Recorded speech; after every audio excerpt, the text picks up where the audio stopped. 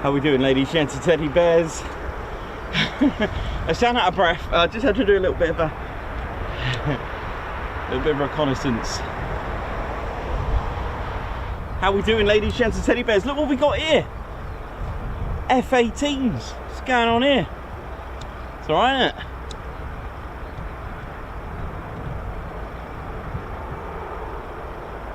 Cool. There's quite a few pinging. There's quite a few.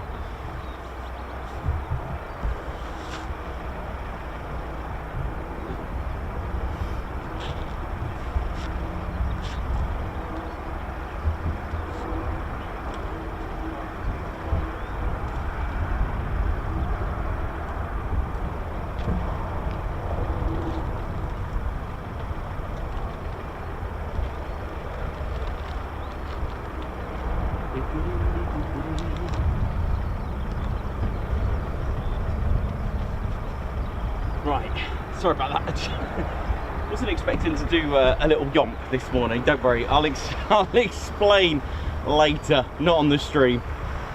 That was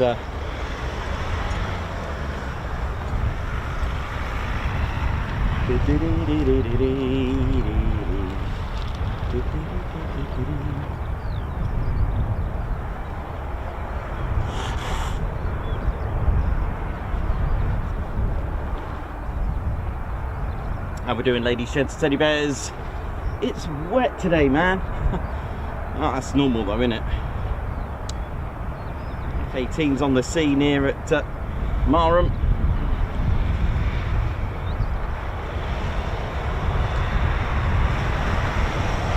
Hope we're all good, ladies, gents, and teddy bears. Hopefully we'll get some F-18 action very shortly, right?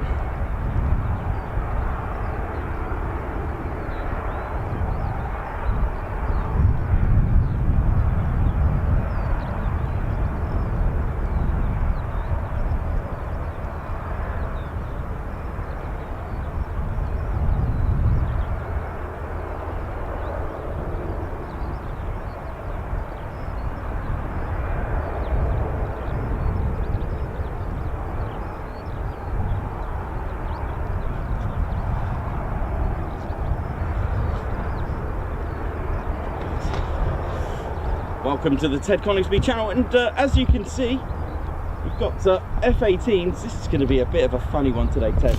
It's completely awful weather. We'll do our best.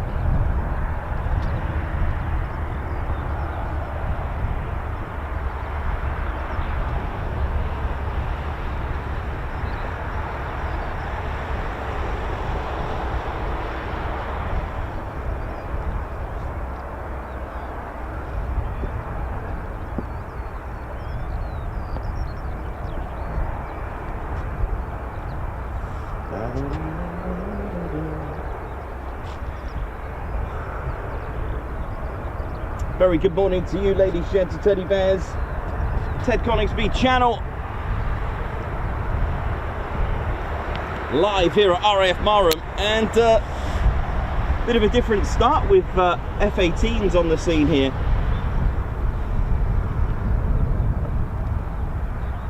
It's a little bit soggy. I'm just under the rain cover in case my voice sounds a bit muffled, but hopefully we'll have some F-18s for you.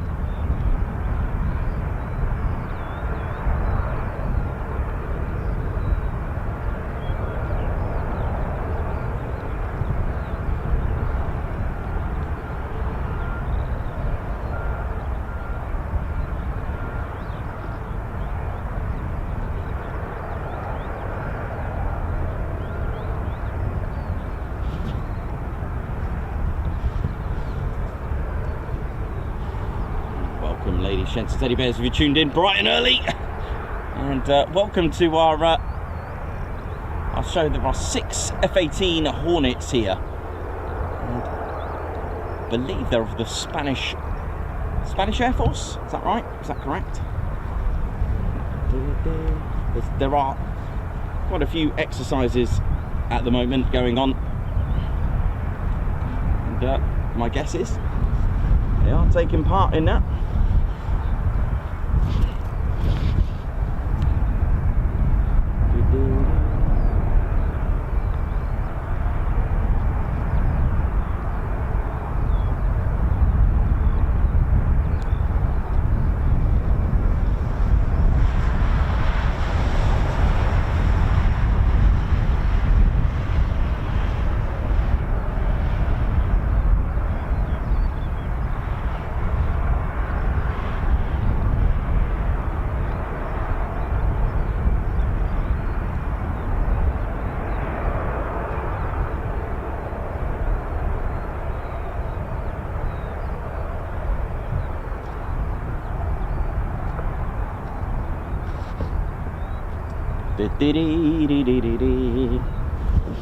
Welcome, ladies, gents and teddy bears, to the Ted Coningsby channel, live here at Marham. And as you can see on the screens, if you just joined us, we are at Marham, and look what's here, F-18s. Ted, right, mate? We're going to need to get flags of different countries at this rate, I think, Ted. That'd be quite cool, wouldn't it?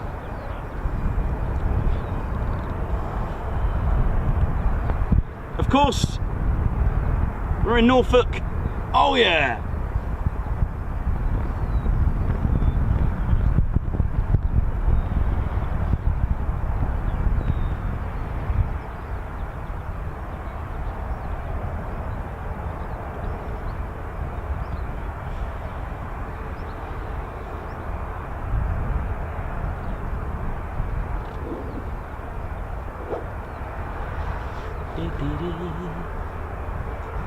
It'd be nice to get these out. I believe they're using runway 23 the way the wind is blowing. RAF Marham does have a runway caravan and it is serviceable. It's positioned at runway 23.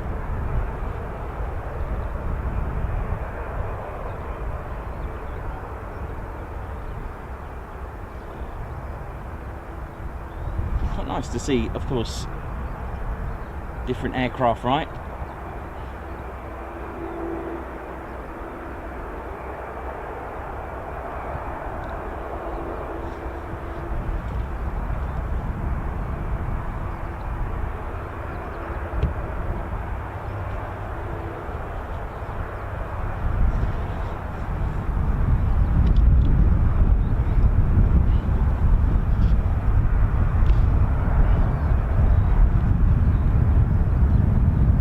Weather isn't great today.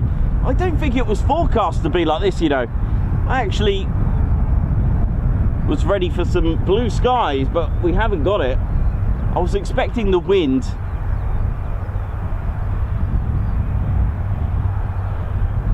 And there we go.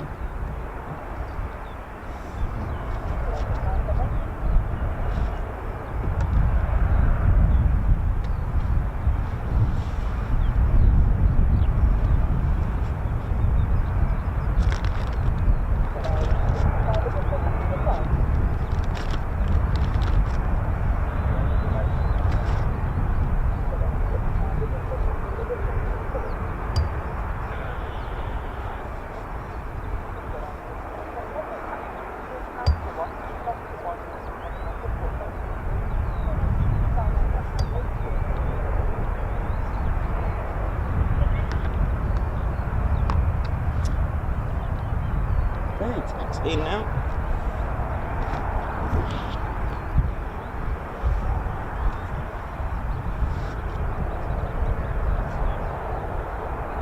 So they are taxiing. It is a flight of 4.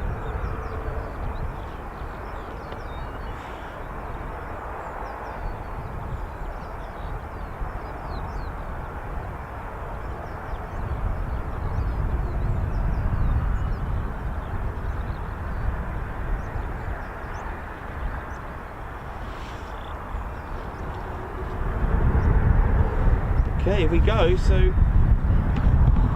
we've got movement.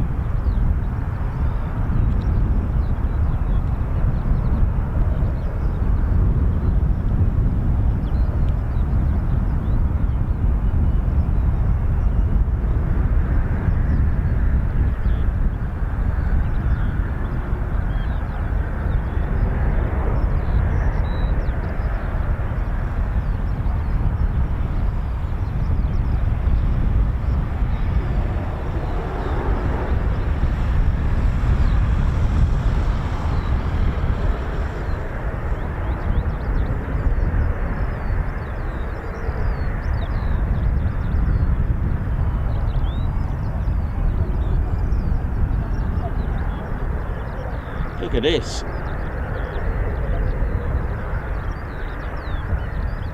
Beautiful. Well, I wasn't expecting F-18s on a Friday. Cool.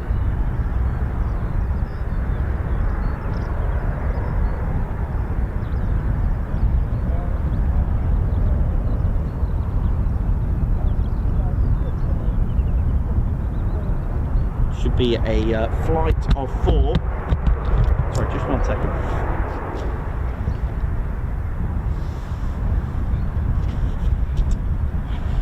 Oh dear, this weather, hey? Goodness me.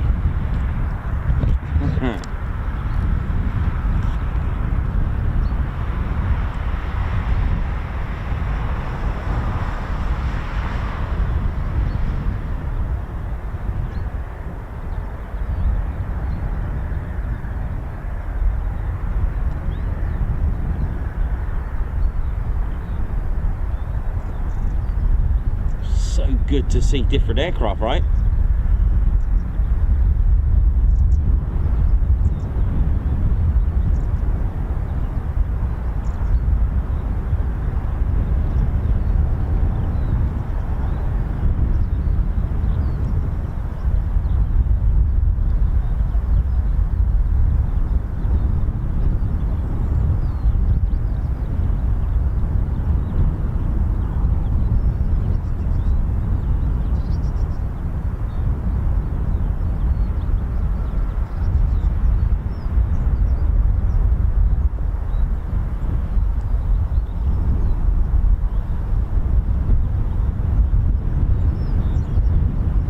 The little bunny rabbits there.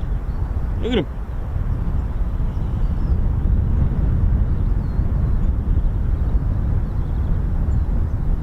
Okay, so that's our 4.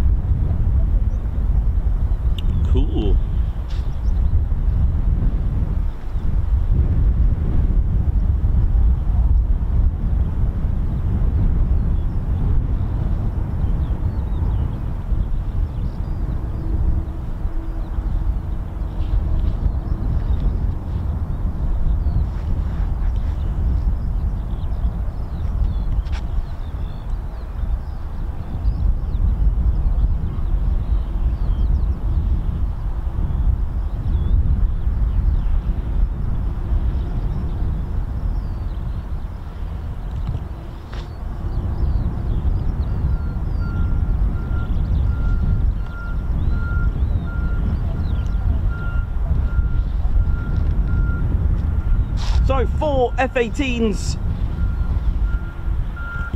about to take off, ready for departure. If I can actually see anything.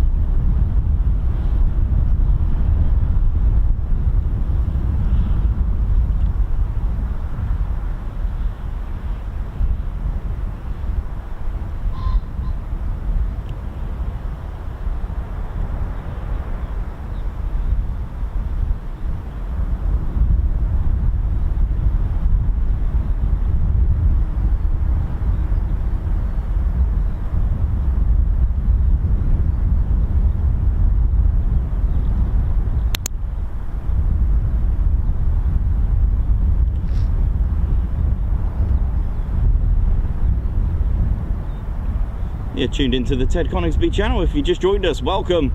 Good day, good evening, and good afternoon, and good day wherever you're watching from in the world. We've got 4 F-18 Hornets about to depart.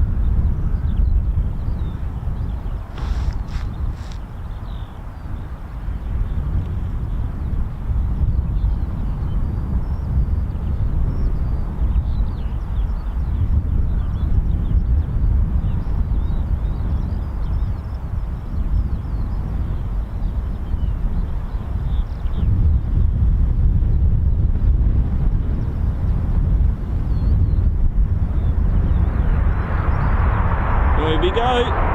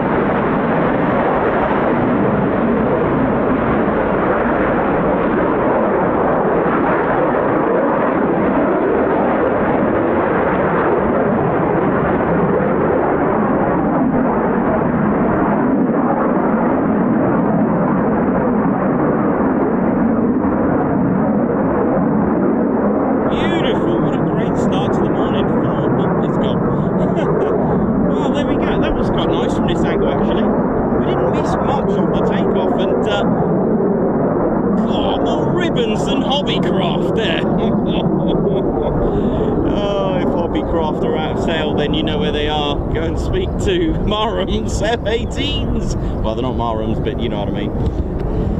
Well, that was delightful. God, nice. I enjoyed that. That was quite nice from this angle, actually. I was a bit worried, but to be honest, they I guess now you can appreciate the thrust to weight ratio on the F-35B. You know, because they take off, mind you, it looked like they, I don't know, they rotated a bit further down the runway. Oh, I don't know, whatever, either way, whatever. Let's not get too technical, too early for that. It was great, it was nice to see that, absolutely brilliant. Welcome to RAF Marham, ladies, gents and teddy bears. Now, don't panic. Yes, I can see one F-35B in there, but when I drove in, there were quite a few in the other hangars, so it's either way. Oh, sorry, should I just do a pun? something to hang on to, right? How are we doing, ladies, gents, teddy bears? Hope we're all good. And finally that rain's just stopped. It was really grim this morning, but it's kind of stopped for now. But there we go. Hope we're all good. Welcome. I might have to change the title now. F-18 with that. It was lovely to see. Really was lovely to see that. And I might as well just put it on this then. There we go. There's some F-18s over there. There's 2 more. I believe there was, if that was 4 then, so 6 in total. I guess 2 maybe spare. It's always good to have spares, right? Beautiful start to the morning. I'll be 2 seconds.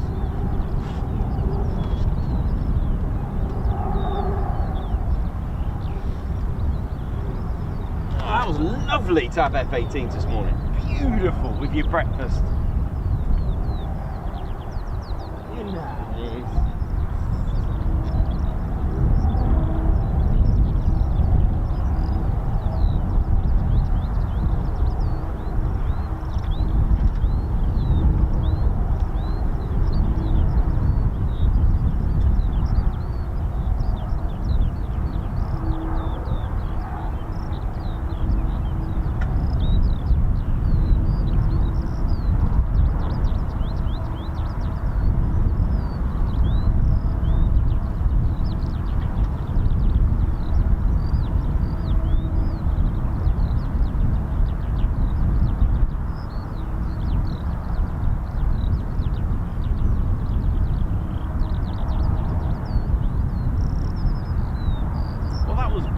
Marvelous, wasn't it? Ted bringing the luck as usual. I mean, you know, just turn up. I mean, like I said, you know me, Sunday evening, I just pick 5 random days. Sometimes I'll have a wild card in. Actually, we have wild cards, quite a few, don't we? And yep, sometimes we have wild cards. You know, I'll leave it blank and I'll test your might. But there we go. So hope you enjoyed that. Nice F-18s to start the morning. Now the aerodrome's official NOTAMs finish at 13:30 local, so it'll be a half day, or at least an early one. So is it just for these F-18s? I don't know. Will there be a couple of 207 Squadron? Who knows? You just turn up and hope for the best. But like, my point is, you just pick 5 random days and enjoy. I hope you enjoyed the farewell video yesterday of our Puma HC2s. And I must admit, in all my life, since I've been involved in military aviation for the past, what, 3 to 4 years? That's my second farewell ever. So the C-130 Hercules that was put out of the Air Force's inventory, that was quite emotional for me, because I heard it in the pilot's voice when he said one last time. I was like, oh no. And then yesterday when I got to RAF Honington, when I saw the call sign change to thank you, I was like, that's really touching. And it was quite emotional. It really was. It was really emotional. And there we go. But yeah, Ted Coningsby will bring you 5 random days. You know, sometimes we'll hear things and we'll just, you know, we'll go with the flow, and that's how you got to be. Just enjoy. I mean, I didn't know there was going to be, I mean, Sunday evening I had no idea there was going to be F-18 departures, as you know. So there we go. How are we doing, ladies, gents, teddy bears? For those that are new, welcome to RAF Marham, and it is naturally home to 3 squadrons flying the F-35B. That's the Stovall 5th generation, the only Stovall 5th gen combination in the world. The 3 squadrons, let's start off with the operational conversion unit. Let's highlight them. And what is amazing, as you drive past the main, I'd say the main entrance to the 5th gen, I love the title above it. There's a slogan, shall we call it, a motto, not a motto, just an inspirational message for any human being pilot walking under that door, and it says 5th gen starts here. I love that, and that is the inspiration to 207 Squadron. Oh yes, first squadron to operate the Avro Manchester, I believe. Now 207 Squadron are like 29 Squadron, with the exception that they train airmen on the F-35B.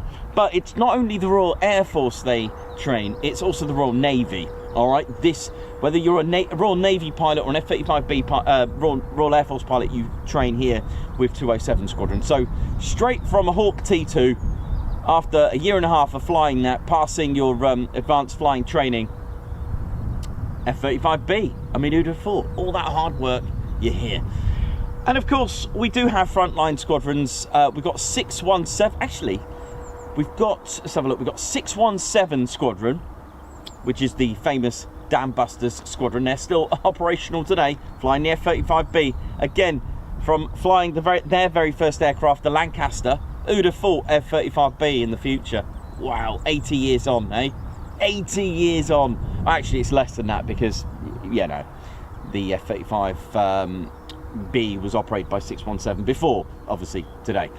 And the next squadron, we've also got a Royal Navy squadron here who served in the Falklands, stood up in December, again, recommissioned in 2023, 809, the Immortals. That's the 809 Royal Naval Air Squadron as well.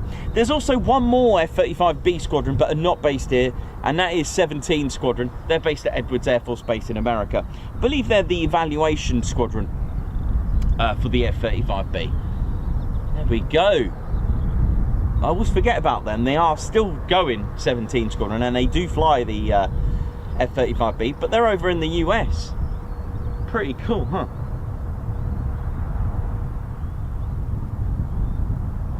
So there we go, and the wind's just calming down a little bit. I was expecting a windy day today, but not with that rain. It was supposed to be blue skies today, but there we go, an unusual sight here for RAF Marham F-18s. 2 of them chilling, beautiful. So now we just got to see what else we're going to get. To be honest, you know, just to catch the F-18s was great. Now they're not STOVL, they're not. They are CTOL aircraft, I believe, unless they are carrier variants. I have no idea. I don't know what F-18s these are at all, but there we go. Well, all I do know is that they're Spanish.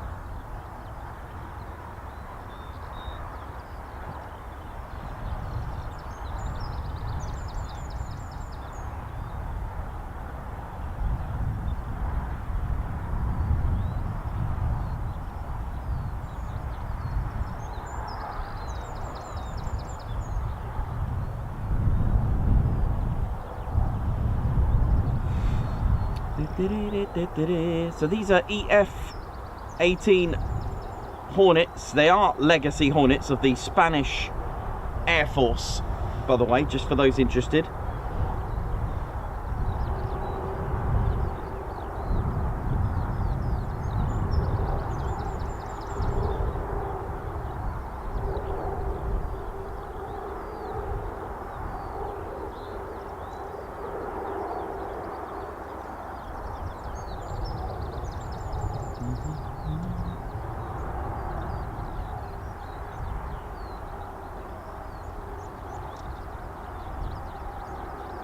And there we go. Yes, that's all I can tell you. They're EF-18s of the Spanish Air Force, AME.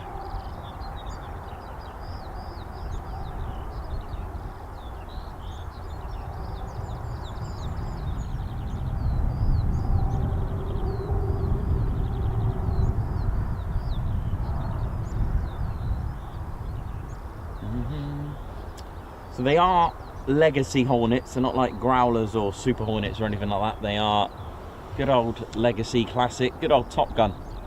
Look at the drop tanks there on the second one to the right. Look at them. Ted Coningsby bringing a bit of Spain here. I always, you know, when we had the Saudi F-15 SAs, and then you've got these F-18 from Spain coming from warm countries, they must think, what on earth is going on here? Oh dear. Oh dear, it does make me laugh, but never mind. That's how it is. That's how we do it. That's how we do it around here now. You know, that's why our country's so green. It's very wet and grey, and it's lovely.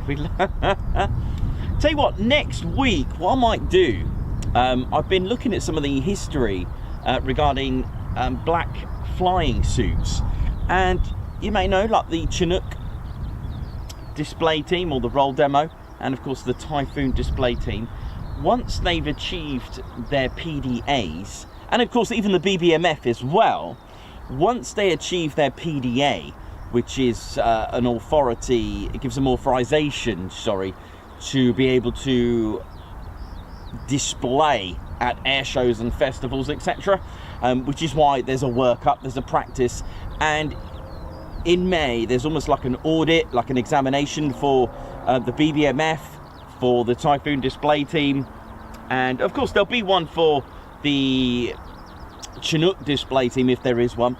But once they pass, they then can wear the black flying suit, okay, which you would have seen at air shows. I've been trying to locate the history, and I came across it, and I cannot remember, right, I've narrowed it down to 2, but so I'm getting there. If you know the answer for me, brilliant, let me know. It's either from the Black Knights aerobatics team, which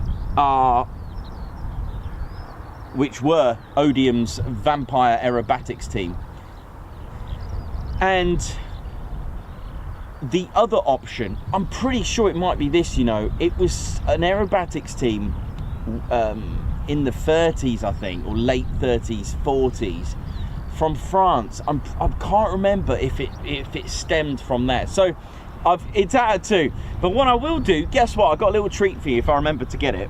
I've got a treat for you. I'm going to show you a Typhoon display flying suit next week. Yep, you better believe it. Obviously, if the weather's good. What I'll do, I'll link it with a practice display from Nath, if we're lucky enough to catch it.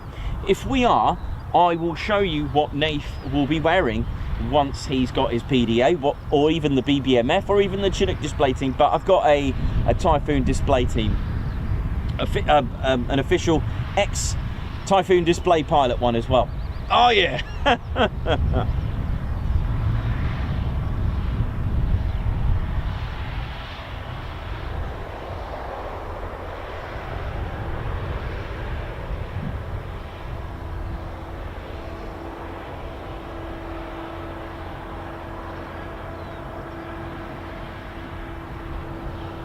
Mark Moody, thank you. I think that is it. I'm pretty sure you're right. I narrowed it down to 2, and they did wear black suits, the Black Knights. They were the first jet aerobatics team, correct? And they did wear black suits. I've also located a black flying suit worn during operations in World War II. But that aside, we're talking about the tradition for aerobatics teams to wear it. Of course, the Red Arrows wear the red, but of course that's got to be done. But it was really interesting where they got the idea from. But yeah, like I said, it's out of 2. It's either the Black Knights or an aerobatics team in France that are wearing them. I'm 80-20. I'm 80 towards the Black Knights and 20 towards some a French aerobatics team. I cannot remember. I don't know why I've got the little doubt of 20%, but I will just double check when I get home.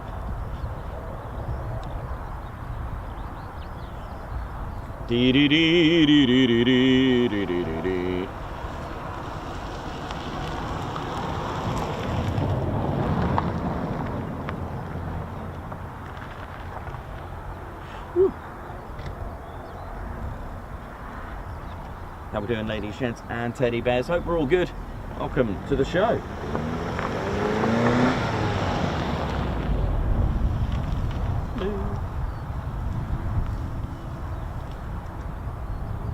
Usually a nice day to visit at Marham, but we'll see what we're going to get today.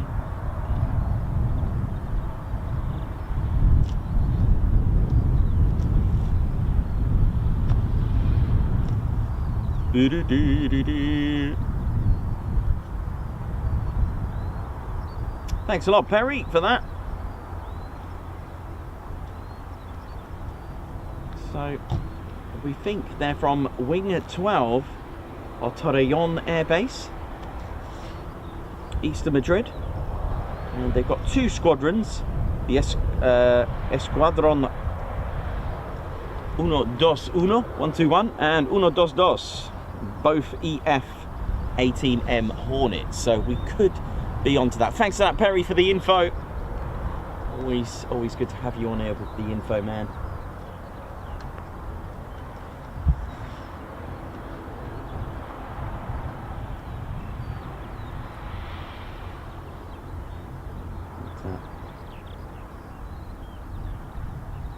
Could be a quiet day, you never know. This is the thing.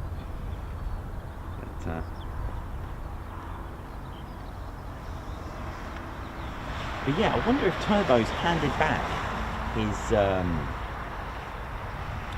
back his call sign, because Turbo's call sign for the Typhoon displays last year was borrowed from number 6 Squadron, so I wonder if he's handed it back to number 6 Squadron. So it is a lossy mouth call sign. He did borrow it, and why not?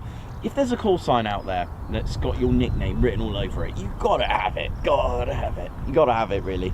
So I just wondered if he's given that back. And what's happened to Anarchy 1 as well? I wonder if that will ever come back as well as a call sign. That was good. But this year, of course, we got Reheat. And like I said, next week, if I remember to bring it with me, I do have it. It is part of the Ted Coningsby Museum artifacts that we're going to have one day in our museum, and if I remember to bring it, I will gladly show you it, which would be quite nice, and then I can show you what NAF will be wearing, and the Typhoon display team as well, with their black suits as well.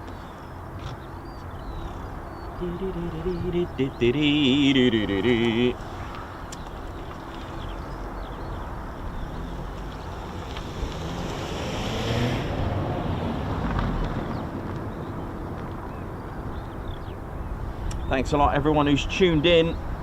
Right, the rain stopped just for now. I'm prepared for it, so that was good that I was ready for it. I was expecting the wind, you know, but I wasn't ready for the that emotional bit of rain. But we are quite flat out here. It's quite vast and flat. Why did I just jinx the rain? Because it's coming again. Brilliant, nice one, Teddy.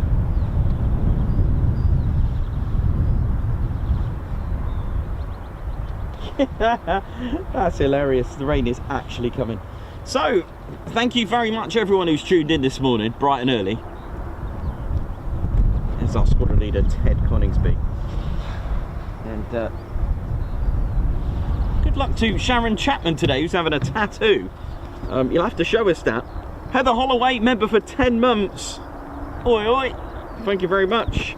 Babsar, oh, poor pump. High five, Guards March. Thank you for gifting 5 Ted Coningsby memberships. Thank you very much, Babs. And Stephen Mann, a little thank you for all the great work you do and for sorting things out for me. Cheers. Thank you very much. No worries, you're welcome, Stephen. Siles Sec, wow, turned in just at the right time. Thank you very much, member for 8 months. Margot, thank you very much for the super chat for Ted's Airshow Fund, Teddy Bank. Happy Friday, everyone. And yes, it is Friday, don't forget. I know we're not at Lake and Heath. They are closed today, I believe. High five to Margot and a Guards March for gifting a Ted Coningsby membership. Guards March. And also, Margot, thank you very much for the super sticker. Guards March again. 3 in a row for the show. Alex Raven, congratulations on your 6-month milestone as a Ted Coningsby Squadron member. Bring on the 11th of April TCS meet for Quick Climb Friday.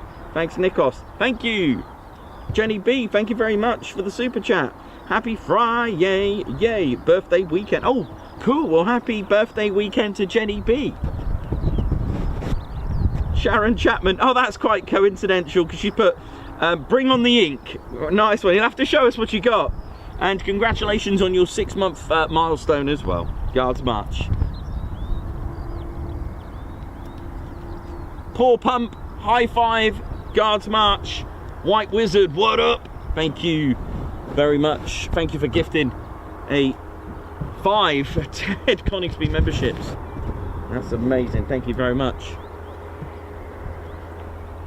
There's our squadron leader, Ted Coningsby. My name's Nikos, I'm your cameraman and commentator. How you all doing?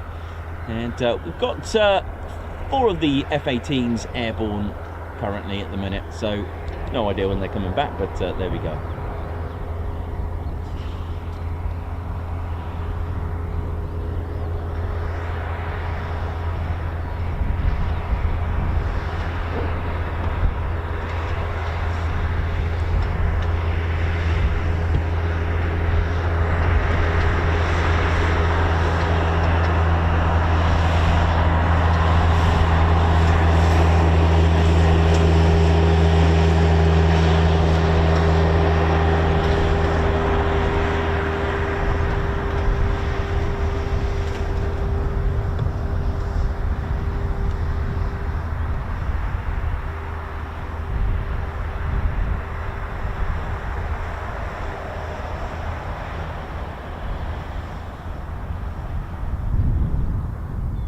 Oh, 555 Triple Nick, how you doing, man?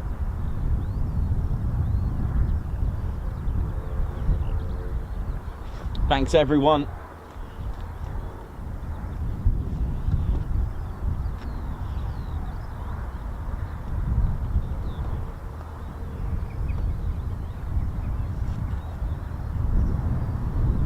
Right, let me just get rid of some of this stuff I've got. It's quite windy, some of the stuff's just flown off the van a minute. Hang on.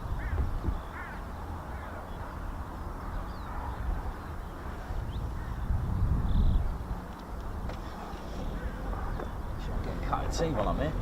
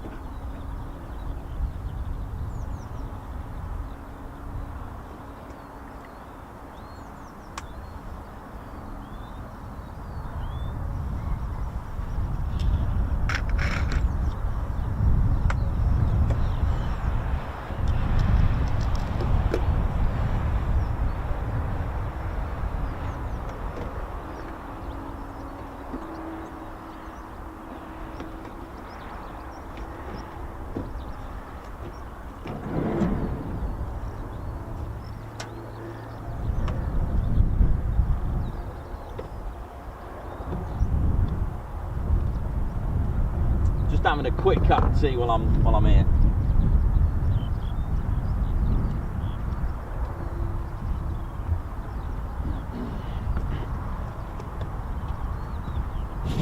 Right. There we go. I hope we're all good, ladies, gents, and teddy bears. How are we all doing? Let's see what we've got there now. So there are 2 Hornets here. 4 have gone out. Not sure how long they'll be, but we're here to catch them on the way back. You know, and that could be it for the day, you know. That might actually be it. We just don't know. But I'm not going to complain if it's Hornets we get today, so be alright, isn't it? Something a little bit different. We'll have to change the title though, right? Oh dear. Be nice. Might even come in formation, you never know.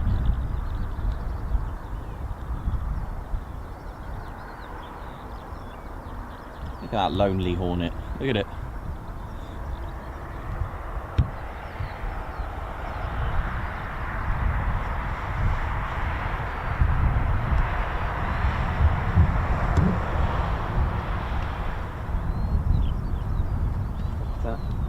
Anything else really now is a bonus after seeing F-18s.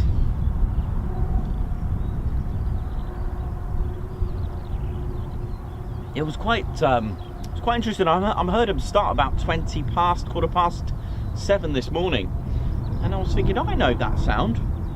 You normally hear this, well, for us here in the UK, we normally hear them at Leeming for York night. It was quite nice to hear it from here.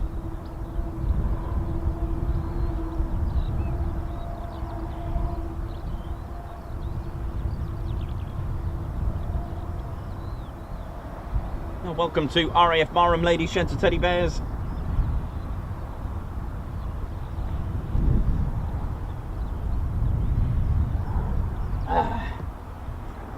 You know, yesterday I was, when I got back, it was quite a long day yesterday, of course, because up early for Quick Climb Thursday, although it was quick fog.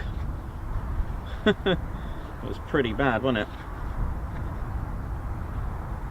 But, there we go.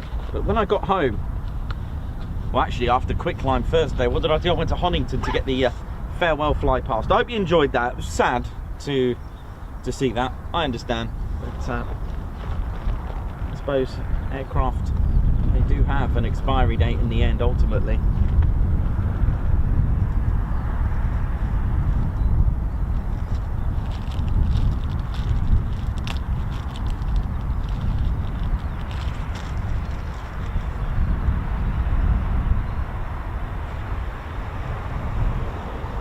So yeah, hang on a sec. Sorry, a runny nose, everyone's got the runny nose. Where did it run to? Yeah, so after finishing yesterday from Honington and a nice drive back home, I thought I'd put on a little video on the Vickers Wellington bomber, and I thought, I wonder if I can find out anything else. And yeah, because yesterday I mentioned that it had a pretty good reputation, and it did. It really did. It didn't really have any, you know, unlike, again, sorry, Avro Manchester, you know, and there were a few flaws, of course, with the Halifax. This is nothing against the aircraft. They were great aircraft, all these. They were just take the Lancaster, for example, didn't really need any upgrading, really. It looked right, it flew right, it didn't really have any tweaks that it needed, severe tweaks, especially the Manchester. In fact, the Manchester ended up having two more additional engines to it to become a Lancaster, of course, and a slight tweak in the design, but it was pretty much there. You know, just little things like that. And take the short Stirling as well, for example, that really needed a little bit of an upgrade, really, because in its defense didn't quite have the wingspan it was originally designed. So things like that. I believe the B-17 also had a good reputation as well. You know, there are aircraft just built right, done right, fly right. Do you know what I mean? So I was having a little bit of look about the Vickers Wellington that was serving here, and It was remarkable. I know I could add it in chronologically to the history, but this was once serving here at RAF Marham, the Vickers Wellington, ladies, gents and teddy bears. But before I go on, there was a record in America at the time of how fast they can build a bomber. So the women as well, the men and women in this factory built this. They could build and smash the record. They built a Vickers Wellington, they assembled it, shall we say, in 23 hours and 50 minutes, beating a previous record of 48 hours, and took off 24 hours and 48 minutes after the first parts were laid down. I believe they could build, I think they had around, they could build around 28 in a week of these, 28.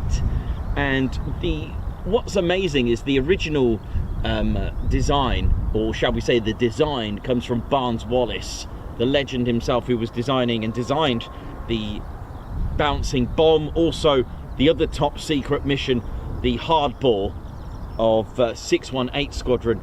But what was fascinating is the fact that of this geodetic frame. It is an amazing frame. You see the fence here, that fence there, that is pretty much what the geodetic airframe was, if you've ever seen it. It was amazing. They could have just fixed it together, could take serious battle damage as well. It was a very confident aircraft to fly because of the fact that you knew that you were going to be okay in battle damage, you know, suffering battle damage. And it was just a remarkable aircraft. So the whole construction, this whole airframe looked like that fence, the fence just below us, and the wings as well, and the amount of battle damage that it can take. So Barnes Wallis actually came up with the idea of the geodetic airframe, which is what they were trying to do here. You can just about see that. It was a remarkable airframe. So the whole point is, if you were to suffer battle damage, it was easy to repair and easy to get back up in the air. Absolutely fantastic. One of the last twin engine bombers, but had a really good reputation, you know, with its different marks, had different engines, like the Bristol Hercules engines on the Mark 3 and 10. And it was just a, you know, a really, really good aircraft to operate. And, you know, although they moved on to 4-engine bombers in the end, it really did have not a lot to argue about. So a very, you know, for me, one of the sort of successful bombers of, well, you know, the twin engine legacy. Of course, like I said, they moved on to the 4-engine bombers in the end, which was quite remarkable when you think about it. And, you know, a lot of women were conscribed in the factories to start putting these together. It was amazing, amazing building that in just 23 hours, 50 minutes to build it. Isn't that remarkable? I've always said, and I've said this many times, World War II was an absolute people's war. It was, everyone was involved, whether building it, putting it together. The smells of that metal, that military smell, was probably all over Britain as well. It was just fantastic. And to build a bomber, to put it together in just 23 hours, 50 minutes is an absolute mash. It was, I think it was the most produced bomber or aircraft during World War II for the Royal Air Force. I'm pretty sure it might have been the most. But there we go. That again, I'm going to try and fit that into more history. You never know, one day when I retire, I'll just do videos on certain aircraft and talk to you about it. And, you know, I'll obviously get our squadron leader involved, because that's how we do it. But how lovely is that? But amazing. But of course, in the words of our good friend watching from above, Mick, I know you're watching, man, Mick Hudson, a fan of the show that has left us now into the skies and watching from above, ladies, gents and teddy bears. Mick Hudson, And I love his motto, and we will always immortalise and remember Mick when we come to Marham, because I'll never forget his words, bless him. He said, "Thank you for putting Norfolk back on the map." He was like, I love that. So all my love, stay in the green, Muriel, Ange and Nick as well. Oh, bless you all. I hope you're all doing well. Such legends. And of course Mick watching from above, a fan of the show.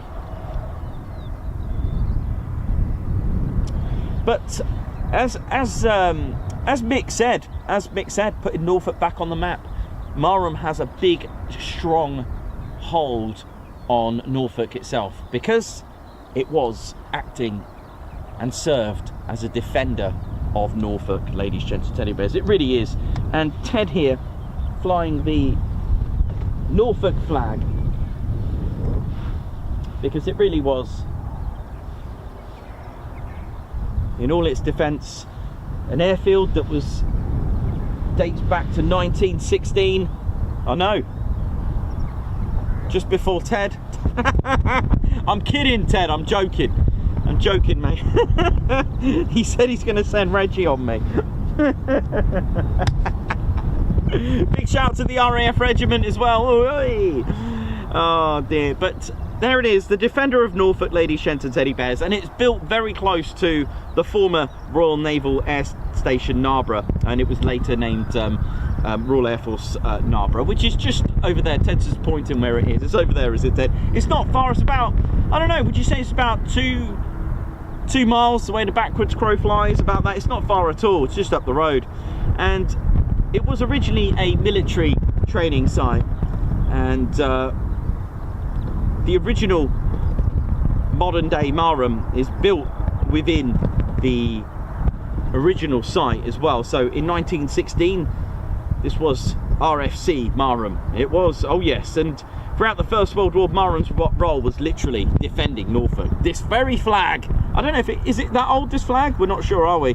Does anyone know how old this flag is? Does it date back to 1916? I know flags, you know, they do come and go, but Marham's focus was on the Zeppelin raids, and it was number 51 who became the first RFC unit to be stationed at Marham upon their move in September 1916, flying home defence missions as well.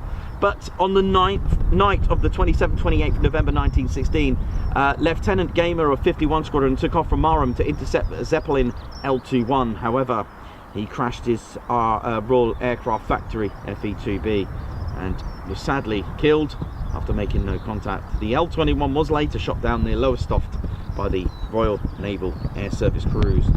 Outside of home defence missions then, Marham was literally a training site, and it was focusing on nighttime operations with 191 Night Training Squadron, and formed at Marham on the 6th of November 1917. And 51 Squadron also assisted, 190 Training Squadron as well. And don't forget, this is before the independence of the Royal Air Force. We are talking pre-Royal Air Force, we are talking RFC. And 193 Training Squadrons as well. And to celebrate finally the armistice on the 11th of November 1918, aircraft from Marham actually bombed Narborough with bags of flour, who in return bombed Marham with bags of soot. And it was eventually, the base started to close. Number 51 Squadron departed Marham. We're talking about a range of about 300 RFC airfields were built during the First World War. That's quite a lot. And, you know, after the First World War, you know, what do you do with them? You know, some were kept obviously for the future, for training, because obviously this is all new, so they would have thought about potential for future, thinking about defence, thinking about maybe a deterrent, because it's not so much having an airfield for defence, but it also acts as a deterrent as well. So it allows you to train. There's no point trying to train, you know, a particular role when you know, at the time of most importance. It's better to have already fully trained ready. That's why you have mottos like ready to own the skies.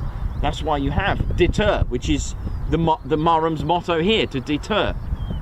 You know, that is literally it. You can't just wait for it. A bit like the Red Arrows, they don't just get in their red planes and just start flying around. Training's involved. That's what it's all about. So by I'd say by 1927, I think we just had about 24 RFC airfields. That was it. As little as that. Oh, thanks, man. Perry, Norfolk flag dates back to the first Earl of Norfolk in 1071. Oh, look, we got the Duke of Ted. Bet Wingy loves that.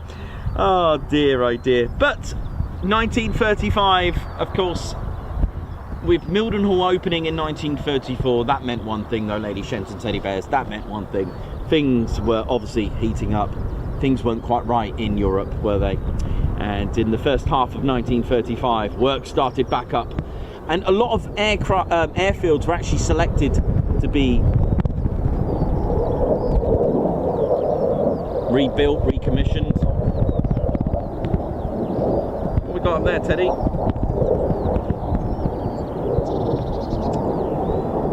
So yeah, recommissioned, and he was selected to be part of number 3 Group Bomber Command. Of course, in 1936, things started to change, and Bomber Command was formed in 1936, and by 1937, Marham was about to become part of number 3 Group Bomber Command. And the first squadron to arrive was 38 Squadron. They arrived on the 5th of May 1937 with their Fairey Hendon bombers, and in June 115 Squadron reformed from there at Marham.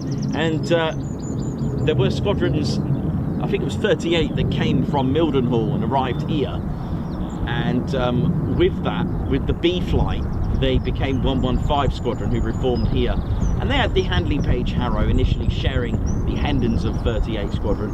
And then 38 Squadron received their Vickers Wellington, which we spoke about. A lovely, lovely aircraft. Should we show the Vickers Wellington again? Okay, mate.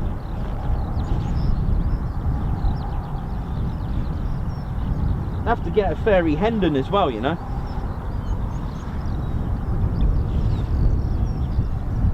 So there we go. Not the first. I don't have all the aircraft. I will be building my collection up. Don't you worry about that. Vickers Wellington then, as we mentioned. A lovely, lovely bomber. And just to give you the specs, crew of 5 or 6, length 64 feet 7 inch, wingspan 86 feet 2 inch, with the powered by Bristol Pegasus. Some did have some marks, so this is the Mark 1. Started off with the Bristol Pegs. It was a radial engine, 1050 horsepower, max speed 235, with a range of 2,550 miles, with a service ceiling of 18,000. That's at 1,500 more than the 4-engine short Stirling, would you believe? Bombs 4,500. So there we go. So what we got: Hendon, Harrow, and then Wellington. So I don't have a Hendon, I don't have a Harrow, but I do have the 3rd aircraft that was here. Also had 218 Squadron move here as well, and eventually, like I said, the Royal Air Force, after the Avro Manchesters started to develop that really bad reputation. It was forced in, I did tell you this before, it was kind of forced into the battlefield, but the first 4-engine bomber of the Royal Air Force, developed by the Shaw brothers,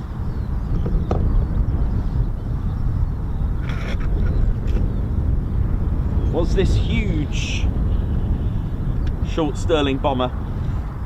It's massive. I mean, look at it. It is absolutely huge, isn't it? And the problem with the Stirling is when the Air Ministry gave in a sort of a proposition for companies to build a 4-engine bomber. They had the requirements. Unfortunately, for this short Stirling bomber, it wasn't quite what it made out to be. It was huge. It was so long that the wingspan couldn't cope. Now you're probably thinking, well, why didn't they change the wings? There was a bit of a problem. You see, the maximum wingspan, and this is a reason why the Air Ministry had specifications, is that you can't just go out and build an aircraft that you can't fit in the hangars. Don't forget how many hangars we've already got. So the Air Ministry weren't prepared to build a special hangar just for the Stirlings. They were looking at about 125 feet.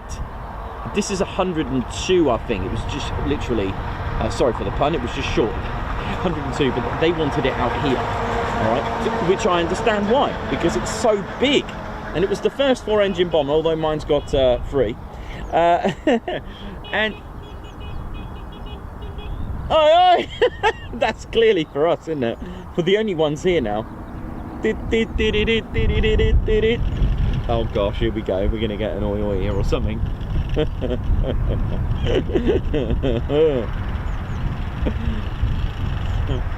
Oi! Oh, brilliant. So yeah, the Air Ministry said no to the 125-foot wingspan, which really did suffer. Now, even with all that power of this short Stirling, the stubby wings on it was really not able. Fully fueled, fully loaded. I mean, it had a so what did we have? 4,500 pounds for the Wellington. This could take 14,000 pounds. Now that's good. That's really good. 14,000 pounds. So that's nearly 10,000 pounds more. It was huge. So that's good. Had 8 guns as well. But the service ceiling was 16,500. Well, that's not very good. It couldn't get the lift because of the shorter wings. So it suffered in that respect, really. It was powered by 4 Bristol Hercules, 1,500 horsepower each. So that's a colossal amount compared to the Wellington. But listen to my engines! Oh dear. But there we go. There we go. What can you do? You can't, you know. So the short Stirling bomber did have that against it, really. It really didn't get a chance to be in its full capacity, bless it. But there we go. Also another legendary aircraft. We also had the Havilland Mosquitoes here as well.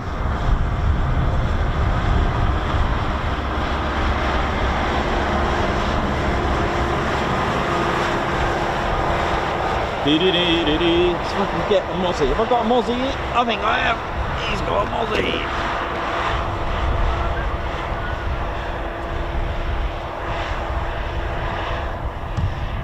So serving here, another absolute. I'll tell you what. Look at this. Who'd have thought this, right? Look at this. So this is another aircraft that was here, and look at it. I mean, I know there's a lot of you that love that aircraft. Who wouldn't? I mean, it's predominantly made out of wood. It was because of its development and top secret at the time. Guess what, ladies, gents and teddy bears? Yep, you heard it from the Ted Coningsby channel. There was furniture rationing for the wood, because this is all wood, obviously apart from the canopy and the guns and the engines, but nicknamed the Wooden Wonder, or the Mozzie, and it was built in numbers of 7,781, manufactured between 1940 and 50, served all over the not only European theatre, served in Burma as well, all over. But here for Marham, it served as one of the as a pathfinder role, and it is an absolute beautiful. It's not really a designated bomb. I mean, look at it. It's almost like an A10, isn't it? It was phenomenal, this beaut. And it was powered by 2 Rolls-Royce Merlin V12 liquid-cooled piston engines, 1,710 horsepower, get in.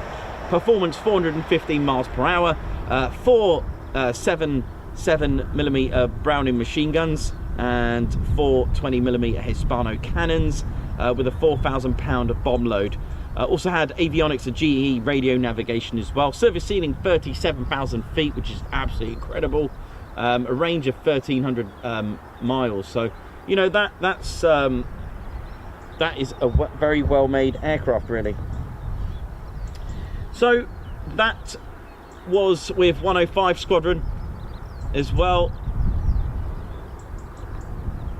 and they were part of the Pathfinder force. So these would lead, if you were the part of the Pathfinder force, this would lead your bombers on the bomber streak, the bomber stream, the main bomber stream. This would lead in front, and then it would drop flares on the targets, all right, so that the Lancasters or the bombers behind would then drop their bombs on the flares to make it more accurate. So they'd use the oboe precision bombing aid and things like that. So this was a very versatile aircraft, and pretty much a multi-role aircraft as well. During March 1944 though, Marham finally closed for construction for new concrete runways and perimeter track dispersal areas, marking its end of the wartime operations. In fact, Marham was actually chosen to become, well, in fact it was one of three to become VHB airfields, very heavy bomber airfields, because we had B-29s here. We did indeed. Oh yes. In fact, actually, correction, Boeing Washingtons, because that's what the RAF called them when they were in their own service. So Sculthorpe and Lakenheath were both chosen to have B-29s and Boeing Washingtons. And from March the 15th to the 31st of October 1946, RAF Marham hosted 7 B-17s and 3 modified B-29 Super Fortresses of the US Army Air Force. And they had a exercise or an operation called Project Ruby, a series of trials of the effectiveness of deep penetration bombs such as the 22,000-pound Grand Slam and Disney against massive reinforced concrete targets. And trials were done here with modified Lancasters as well. And eventually we did get to see some rolling deployments of the 2nd Bombardment Group and the 307th, which we know went to Lakenheath in 1948. That was their home. So it's nice to sort of weave together bits of history between the two. On the 22nd of March 1950, the first 4 of an eventual 70 Boeing Washington B-1s arrived at Marham. So don't forget, this was the designated name for the B-29s for the Royal Air Force. They arrived here. So there was an inventory of 70. How cool is that? In 1950s, Marham Airfield was home to the RAF units operating the English Electric Canberra as well. 53 years, I believe, it served here, the Canberra. How awesome is that? Oh yes. They also operated the V Bomber Force and tankers, the Valiant and the Victor. The station also is capable, it can host B-52s here as well. And of course, we cannot go without mentioning the Tornado, because Marham and its Tornadoes are in harmony here. And of course, the very legend, this year's Typhoon display pilot, Squadron Leader Nathan Scheuer, call sign Reheat 1. He was the last here to be trained on the Tornado. How cool is that? And he flew in the fly past. And Perry, thank you for sending those photos in of Nath with his name on it. He had the tail DH with that gold star. Well, it looked like a star, right? But during the 80s, and you know, there was hardened runways being built in preparation for the strike aircraft, the Panavia Tornado GR1, and that arrived in 82. Now, the first Tornado GR1 to be delivered was ZA Zulu Alpha 601 on the 24th of April 1982. It came from Warton Aerodrome, and it was 617 Squadron Dambusters that arrived here, and they stood up again on the 1st of January 83, followed by 27 Squadron as well, who are Chinook Squadron now. I always find that fascinating, going from Tornado to Chinook. I find that interesting. So yeah, there we go. So we've got lots of history here at Marham. How awesome is that? And then of course squadrons becoming disbanded and new squadrons arriving. In December of 1993, 39 number 1 photographic reconnaissance unit arrived at Marham with the Canberra PR7s and PR9s from RAF Whitton, and you can still see an example of the PR9, I think it is, at RAF Whitton as a gate guard. Might be a PR7, but don't quote me on that. And then 31 left RAF Bruggen in Germany. I think that was Nath Squadron, and they arrived on the 17th of August 2001 at precisely 13:31. Do like that. And then finally 39. Oh, is that a startup? Sorry. Yeah, the number 39, the Canberra Squadron, they disbanded on the 31st of July 2006, ending 52 years, I beg your pardon, of Canberra operations. I may have said 53, I do apologise there now.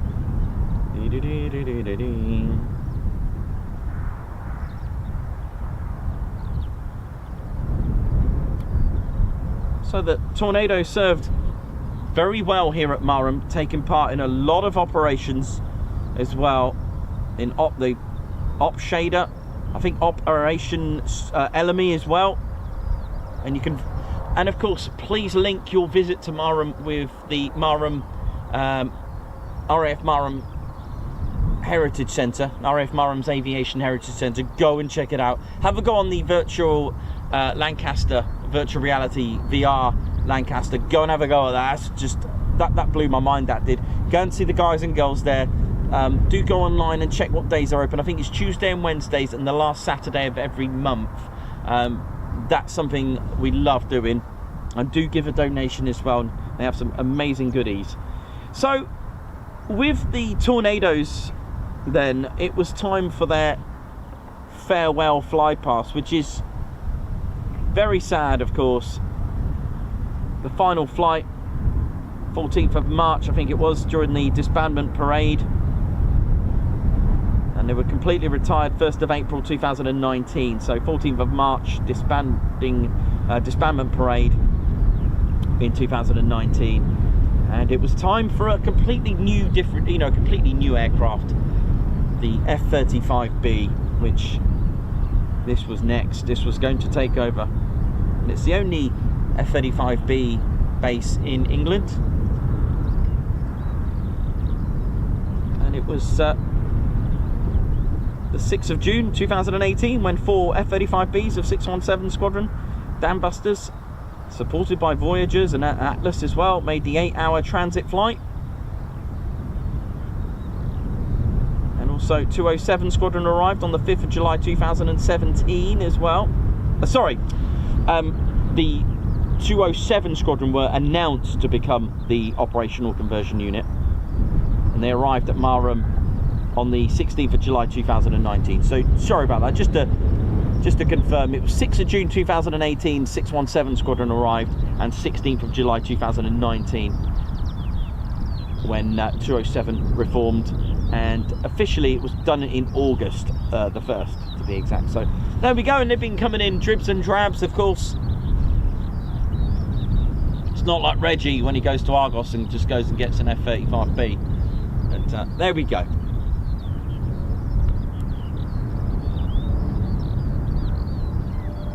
It was nice to catch the F-18s.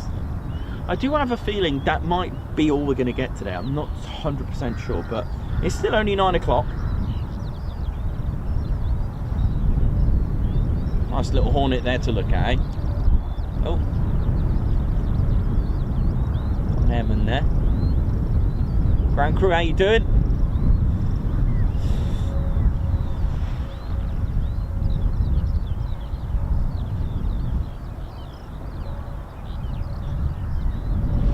Hope we're all good, ladies, gents, and Teddy. Oh, hello. Is that light just... Oh, no. I thought it was a nav light on or something, but it was just a speck of rain right on the tail on my viewfinder then. That was... got a bit excited there now.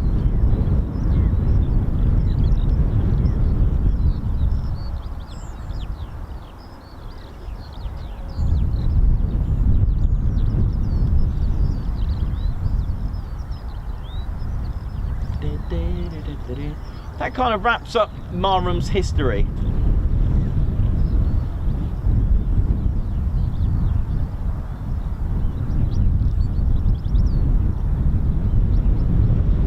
But it was lovely to see F-18s. If we get anything else now, it's an absolute bonus, isn't it?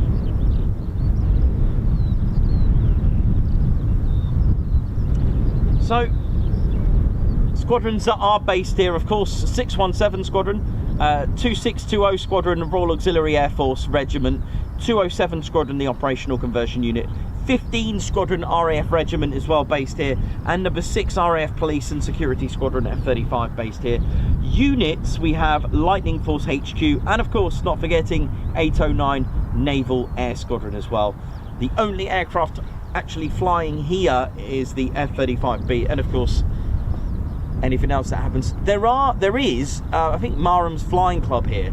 So you can see like an RF-6, I think it is, like a Firefly, is it? Something like that. Firefly, something similar to that, I don't know. A Fournier R6 or something. And of course any guest aircraft like these F-18s, so there's a bit of ground crew checks going on down there now. Could be good. It'd be nice to get all 6 out today, wouldn't it?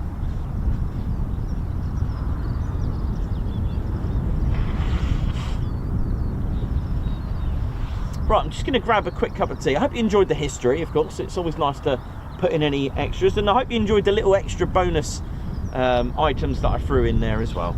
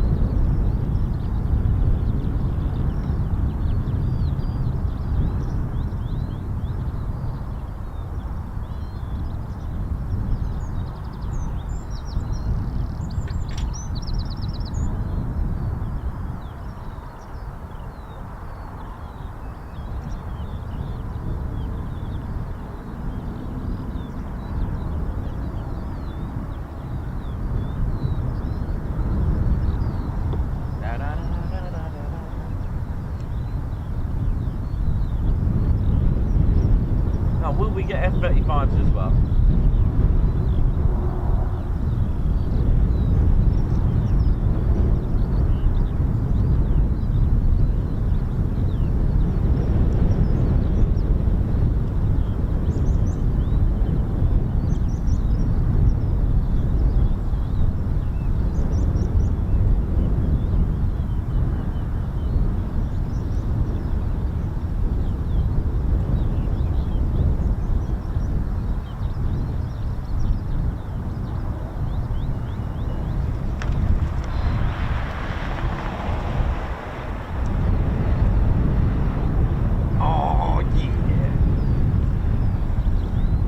Canopy open, someone mentioned there now. Let me just come up here, me old cup of tea. Big shout out to the RAF regiment securing the assets. And okay, that's one. Let me just check the other. Oh, hello. Hornet. Oh yeah.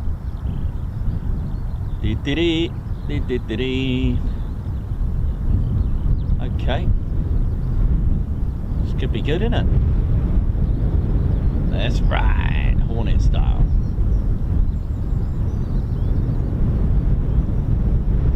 Right, I'm gonna have a bit of a sweep of rain again. Oh god, that looks emotional. Oh come on, I can see it coming towards me now. It's grim, it's grey, it's wet. No one likes a soggy Hornet, do they? Oh gosh, right, hang on, let's take cover. Ted, get in, mate.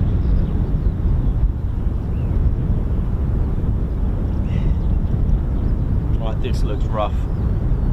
Right, here comes the emotion. Just got a sweep of rain just coming now. But the good thing is, right, well, it's not a good thing, but it's I'll tell you what, a benefit is of this sort of the landscape being so flat, you can see it coming. So that's a, you know, you get a little warning there now, you know, it's gonna, like, you know, just gonna get a bit wet there and now. Let me just put this little cover on just quickly. There we go. Alright, that'll do for now. Goodness me, seriously. Yeah. Mind you, we've been pretty lucky at the moment, but here comes the rain. Oh, it looks ghastly. Oh.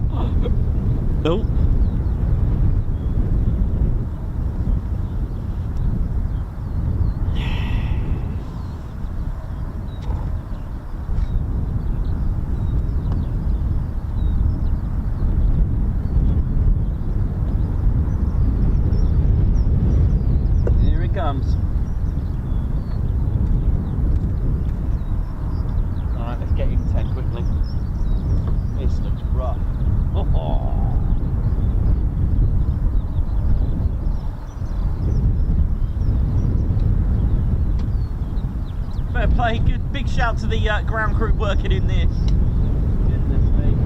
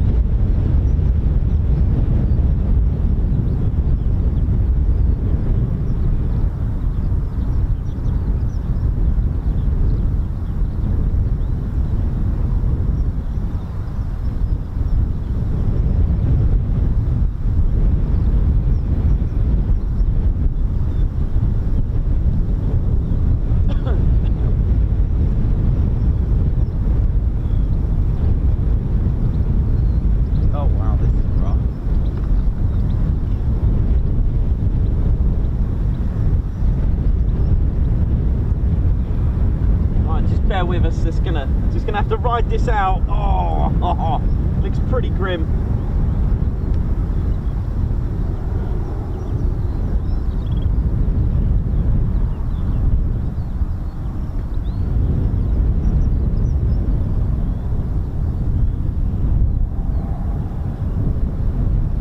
Yeah, it looks pretty grim, doesn't it?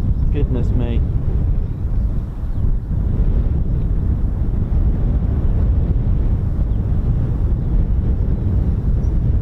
Start up. There we go.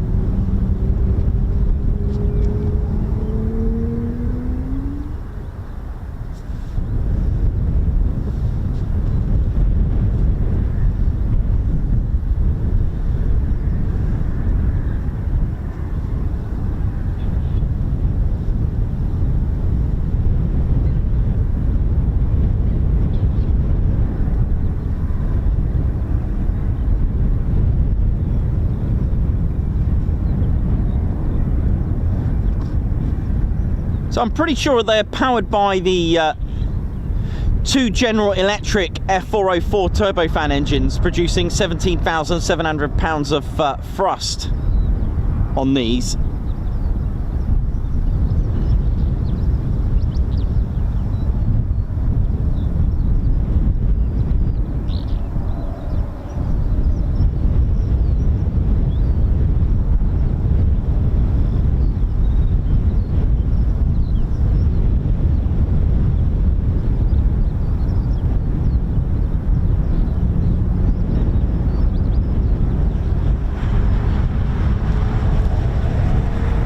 You can hear those beautiful engines starting up.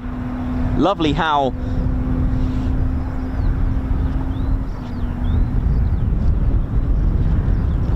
Sound like motorbikes, don't they?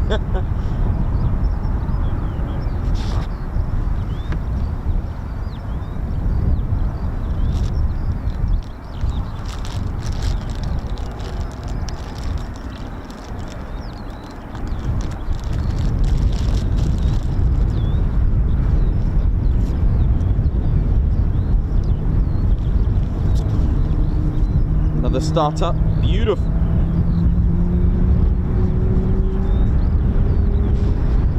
Let me just sort the screen out a little bit. Sorry about this.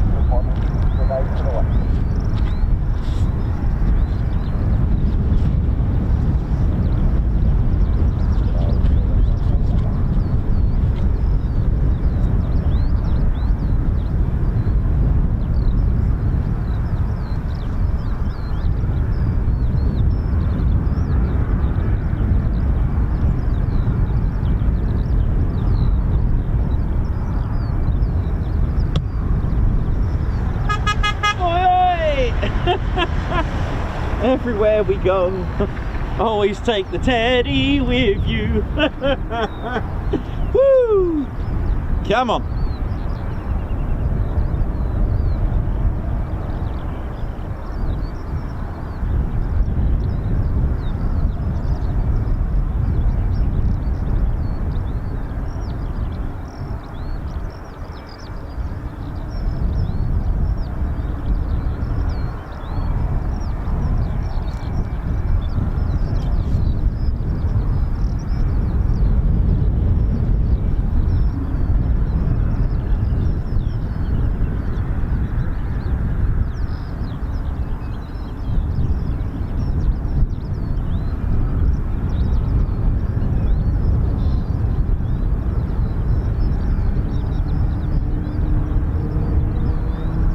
What a sound!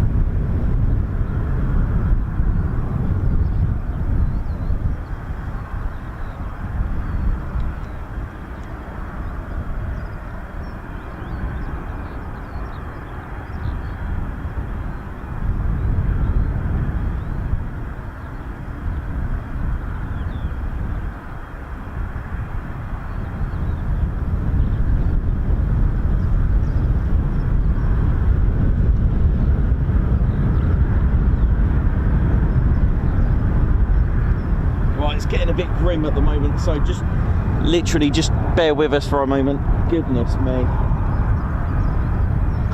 they are going out, they are going to be taking off, so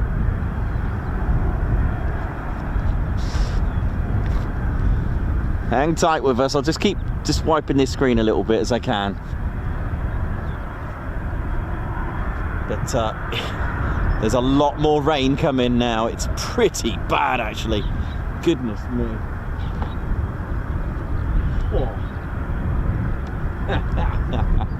But let's see if we can get a soggy Hornet. I don't even... it is well grim, man.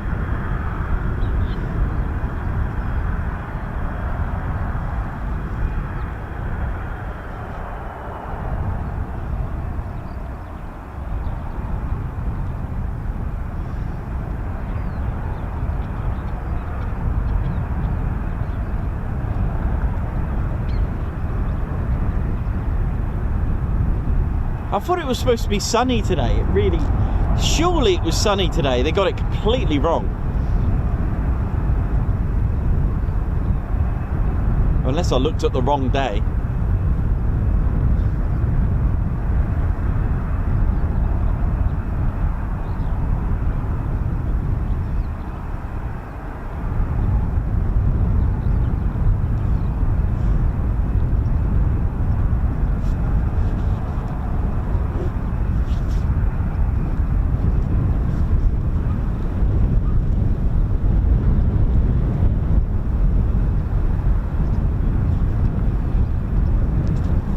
Don't forget to hit the like button, ladies, gents and teddy bears, while it's while it's still going. Hit the like button, show your support to the channel, and of course join us. Come and subscribe to your one and only Ted Coningsby channel.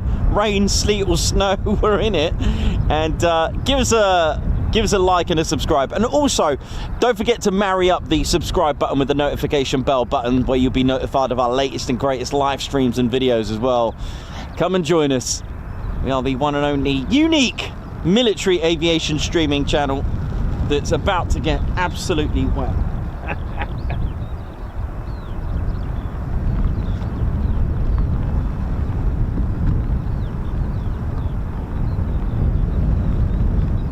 Oh man, you're joking me.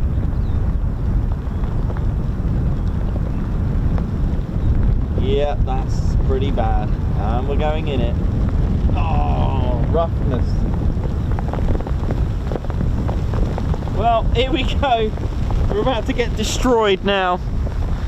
Oh man, here we go. Right, bear with me a minute. Oh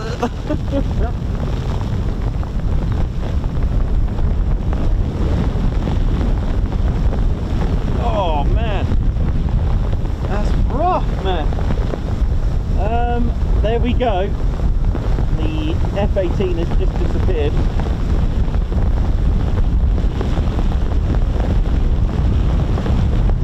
Hang on.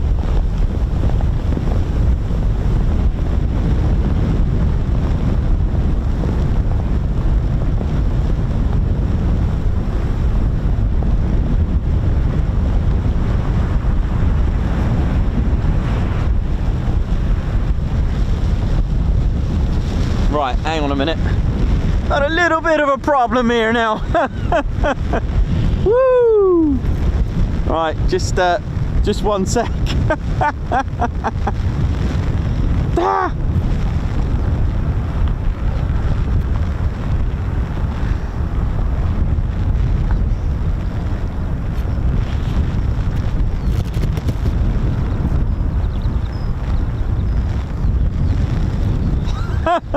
It's drier in the sea, man.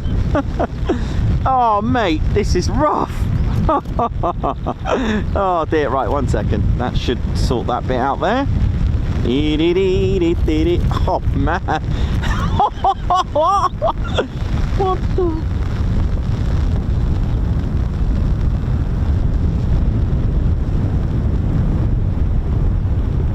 Woo.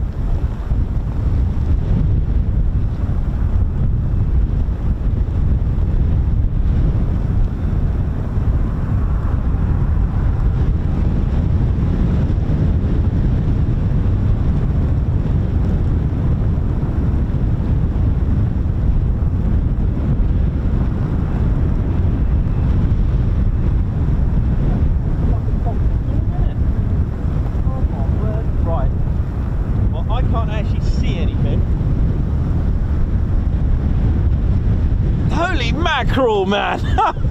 I don't even know where the F-18s have gone, so I might even miss them at this rate. Hang on. Right, we're all good here. We're all good. I just gotta.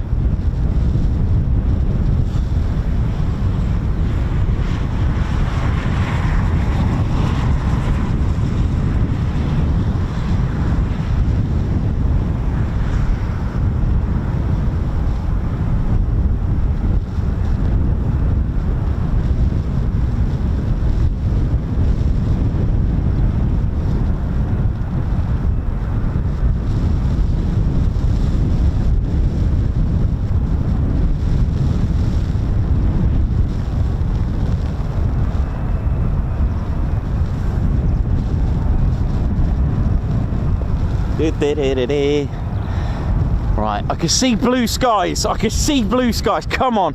Once we've ridden this out, I've got to just bear with me a minute. I've got to just dry this screen off, which is looking a bit damp. It's almost clearing. Come on.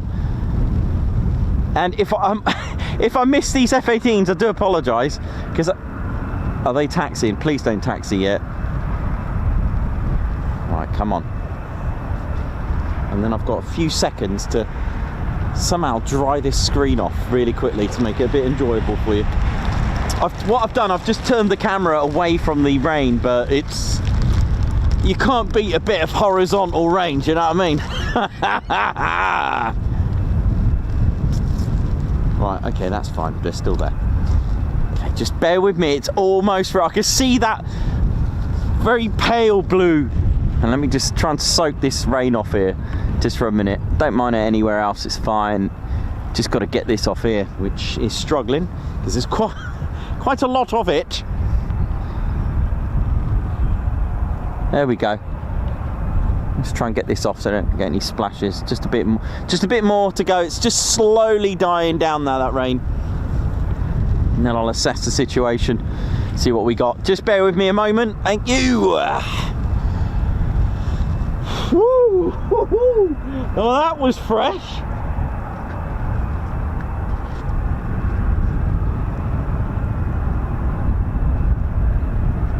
Just bear with me a minute, I'll get you back on those F-18s. That screen looks abysmal.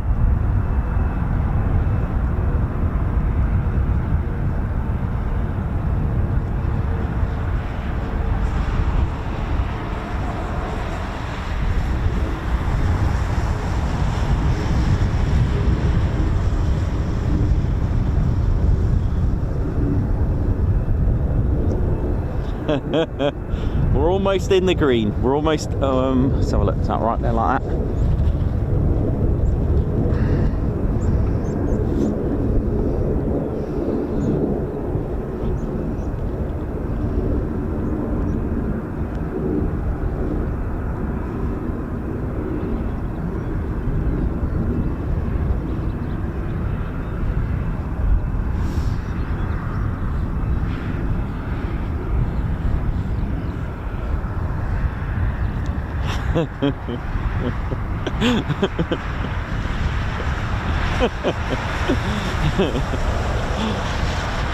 Wow, you might be able to see him nicely now.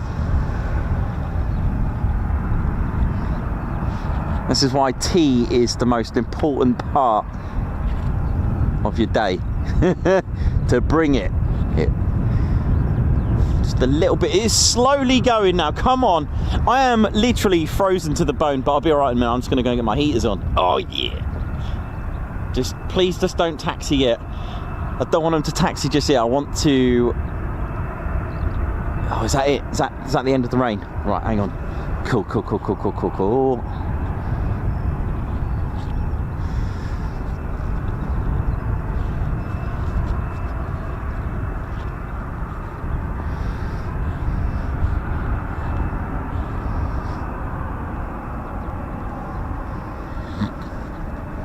We're almost good. We're almost clear. Whew. Ted's in the van, by the way, for those concerned. So he's all good. Right, what I will need to do, I need to sort my glasses out. Can't actually see. Oh, it's just another bit of rain coming. Come on. Haven't you had enough now?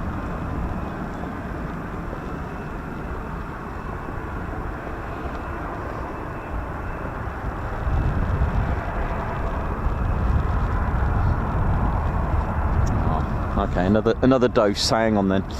We're not through yet.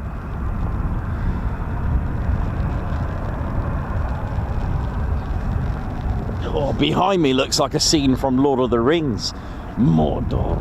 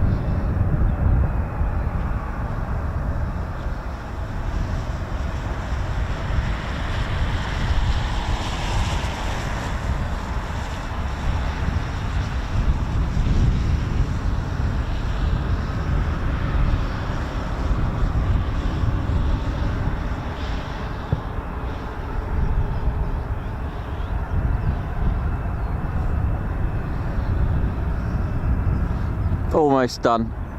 Right, I'm just going to go and get a special type of cloth. The screen now, and then we're all good. Woo!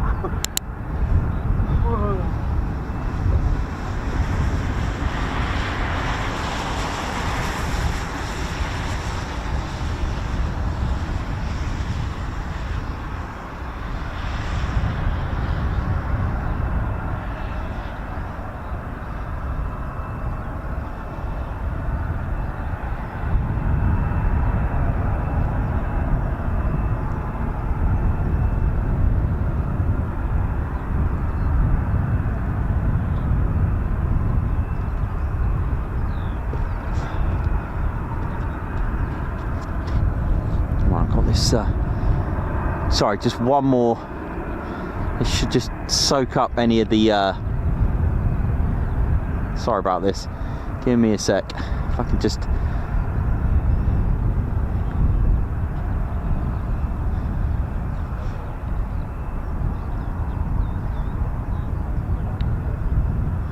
oh, so much rain on that.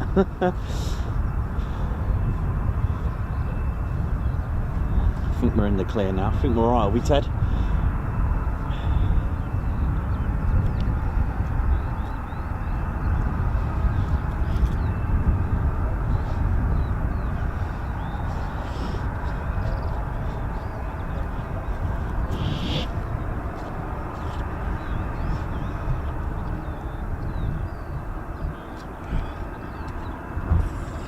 Go and assess the situation, what we got here.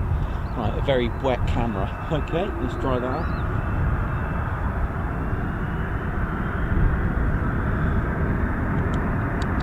That's good timing.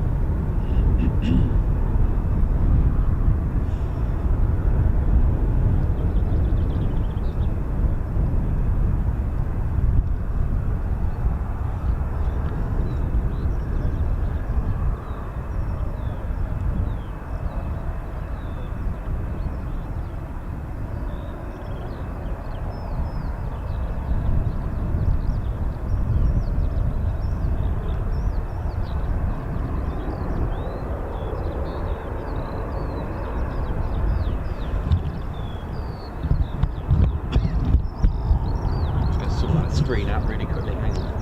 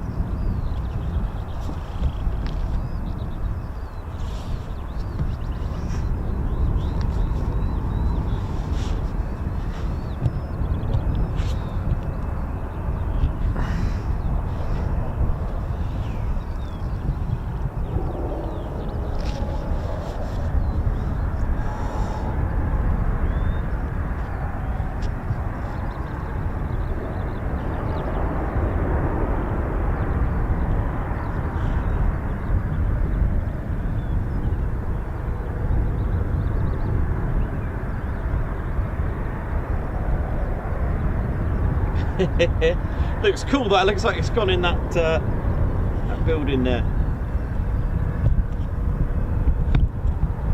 All right, let's.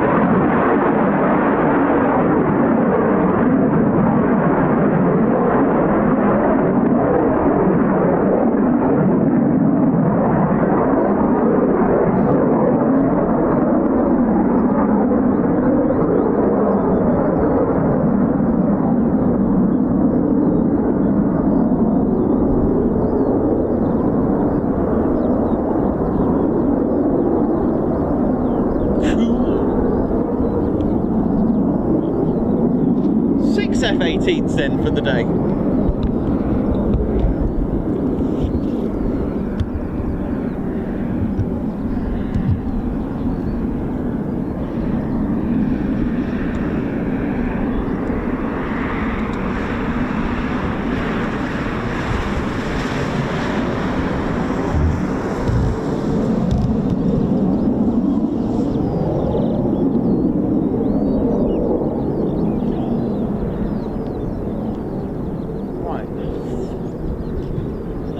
There's some blue skies in the background.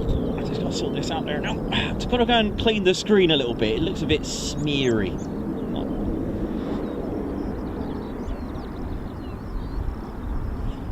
But should be alright now, the rain, I think, for now anyway. Don't want to curse it or jinx it in any way, but hope you're all good, ladies, gents, and teddy bears. F-18s then of the Spanish Air Force which we think it's Squadrons 121 and 122, or perhaps one of the two. But I'll be right back. I'm just going to have a look at the status. I'm going to check the status of the screen there now.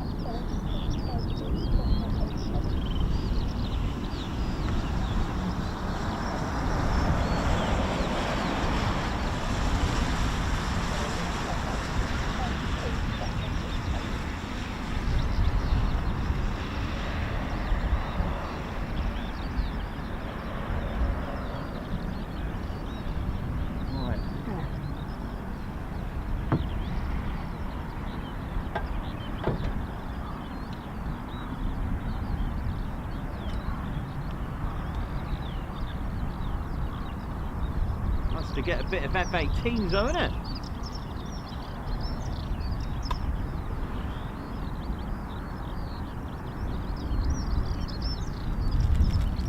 Oh dear.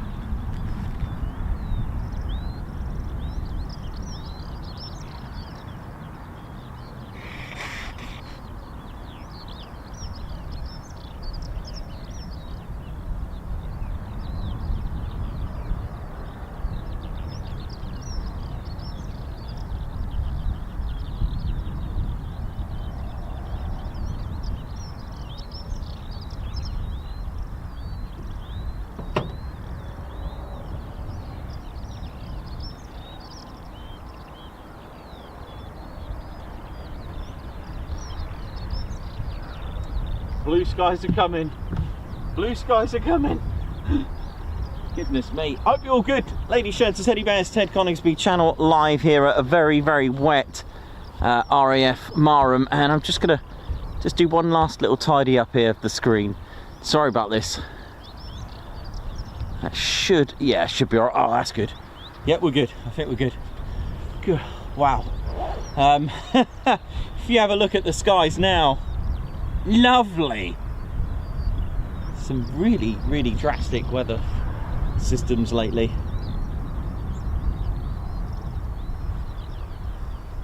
So no F-35Bs at the moment, but we have been treated to 6 F-18s. Now that's definitely worth getting up early for, right?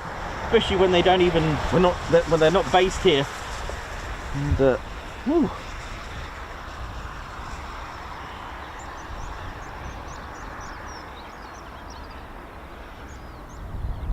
They were cool, weren't they?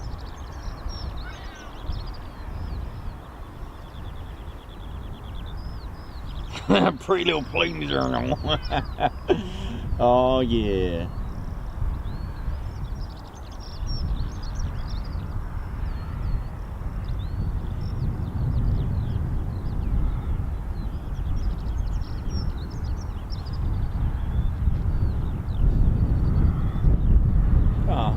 Come on, there's a bit more rain coming. Just a tiddly bit, I can just see, and then the rest is just like Bahamas after that. It should be. Edward Coates, how you doing? Oi oi, Jex flying high. Margot Baxter, Davey, Christine Barnes, 1 CAG. Oi oi! Oh, love it. I do love Marham. Marham is becoming another Ted home, isn't it? It's really cool. Be nice to catch an F-35B. Oh, imagine the vertical landing in this then, eh? Oh, oh.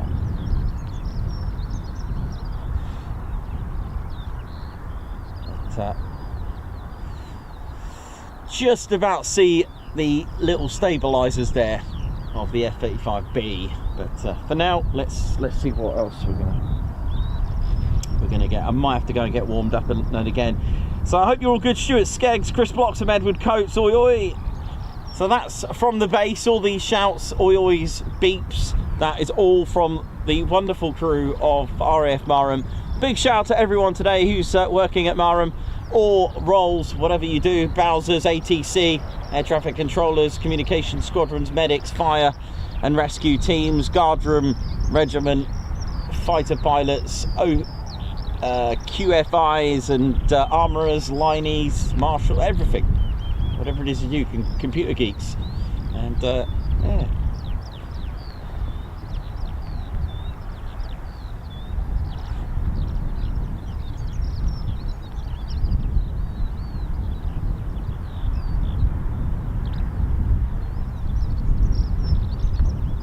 What a lovely morning here at Marham.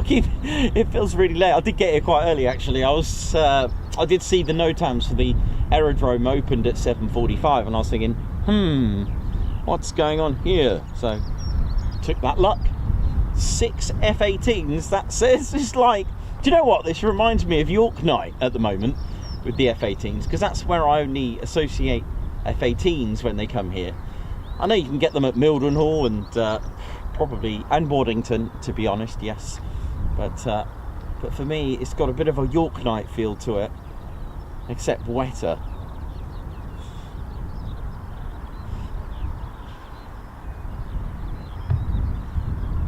Oi oi, 1CAG, how you doing?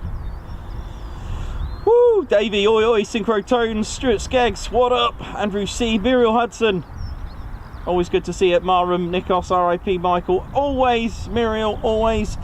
We did pay our respects earlier to Mikey. Earlier, Ted did as well.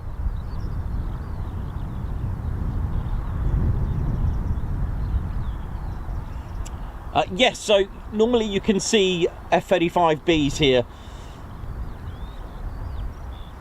in the hangars. This is the 207 Squadron hangar, the operational conversion unit. Maybe I should talk a little bit about the F-35B and then maybe they might bring them out. What do you reckon? I'll tell you what I'll do before I do that. Let me just go and get a quick cup of tea because I'm absolutely frozen. With being wet now and my fingers are wet, with that wind blowing, it's freezing. Oh dear, I love it really. You know how it is. Oh.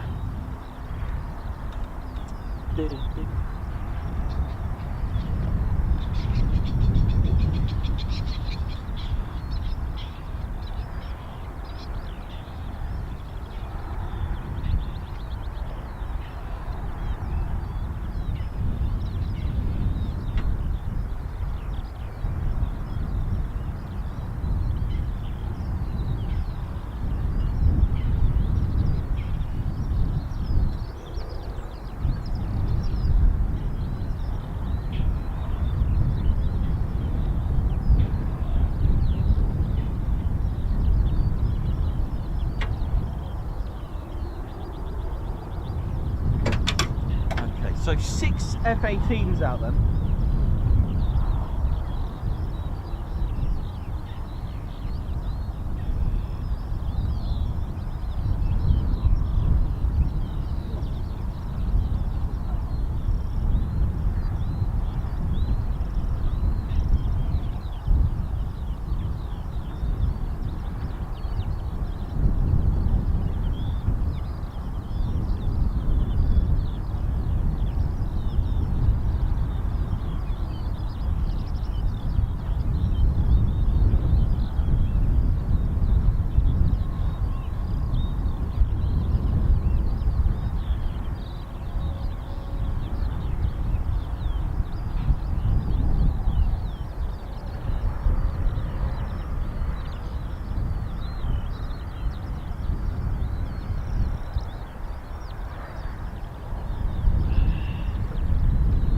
Ted, you're right, mate. Hi.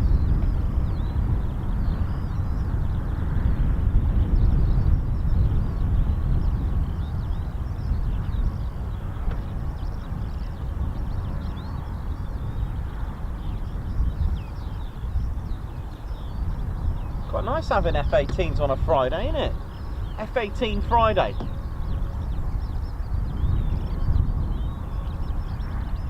F-18's putting the F in Friday. That really sounded really bad then. That didn't sound good. Rewind. Dear, I did. That didn't sound good. Sorry. Oh dear. I do say things, don't I? Never mind.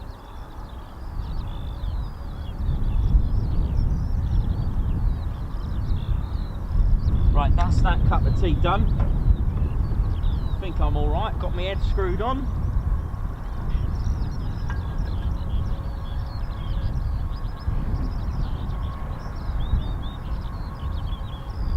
Right then.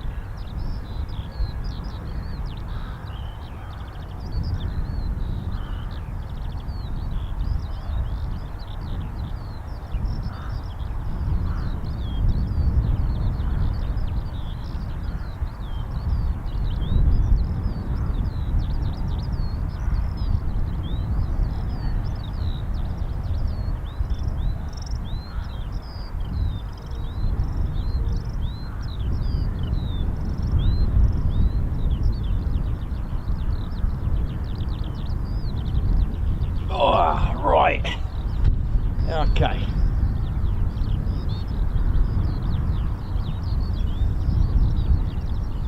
So how are we doing, ladies, gents and teddy bears? Goodness me, what's happened to the weather now? It's like Bahamas, look at it. Oh, we're going to no, we're going to Marham.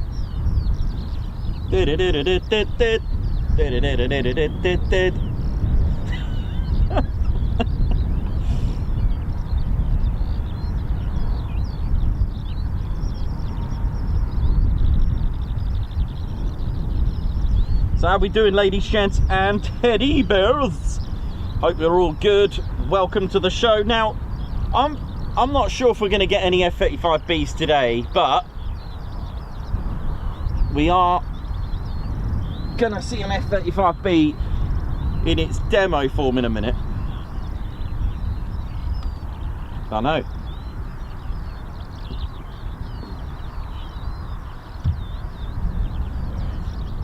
So the F-35B then. In one. Fully special prize, an F-35B. Hang on a minute, let me clear that screen. I think gonna need some wiper blades for Bully special prize, isn't it? Where's Bully? Jimbo in the legend. Right, let me just sort this screen out.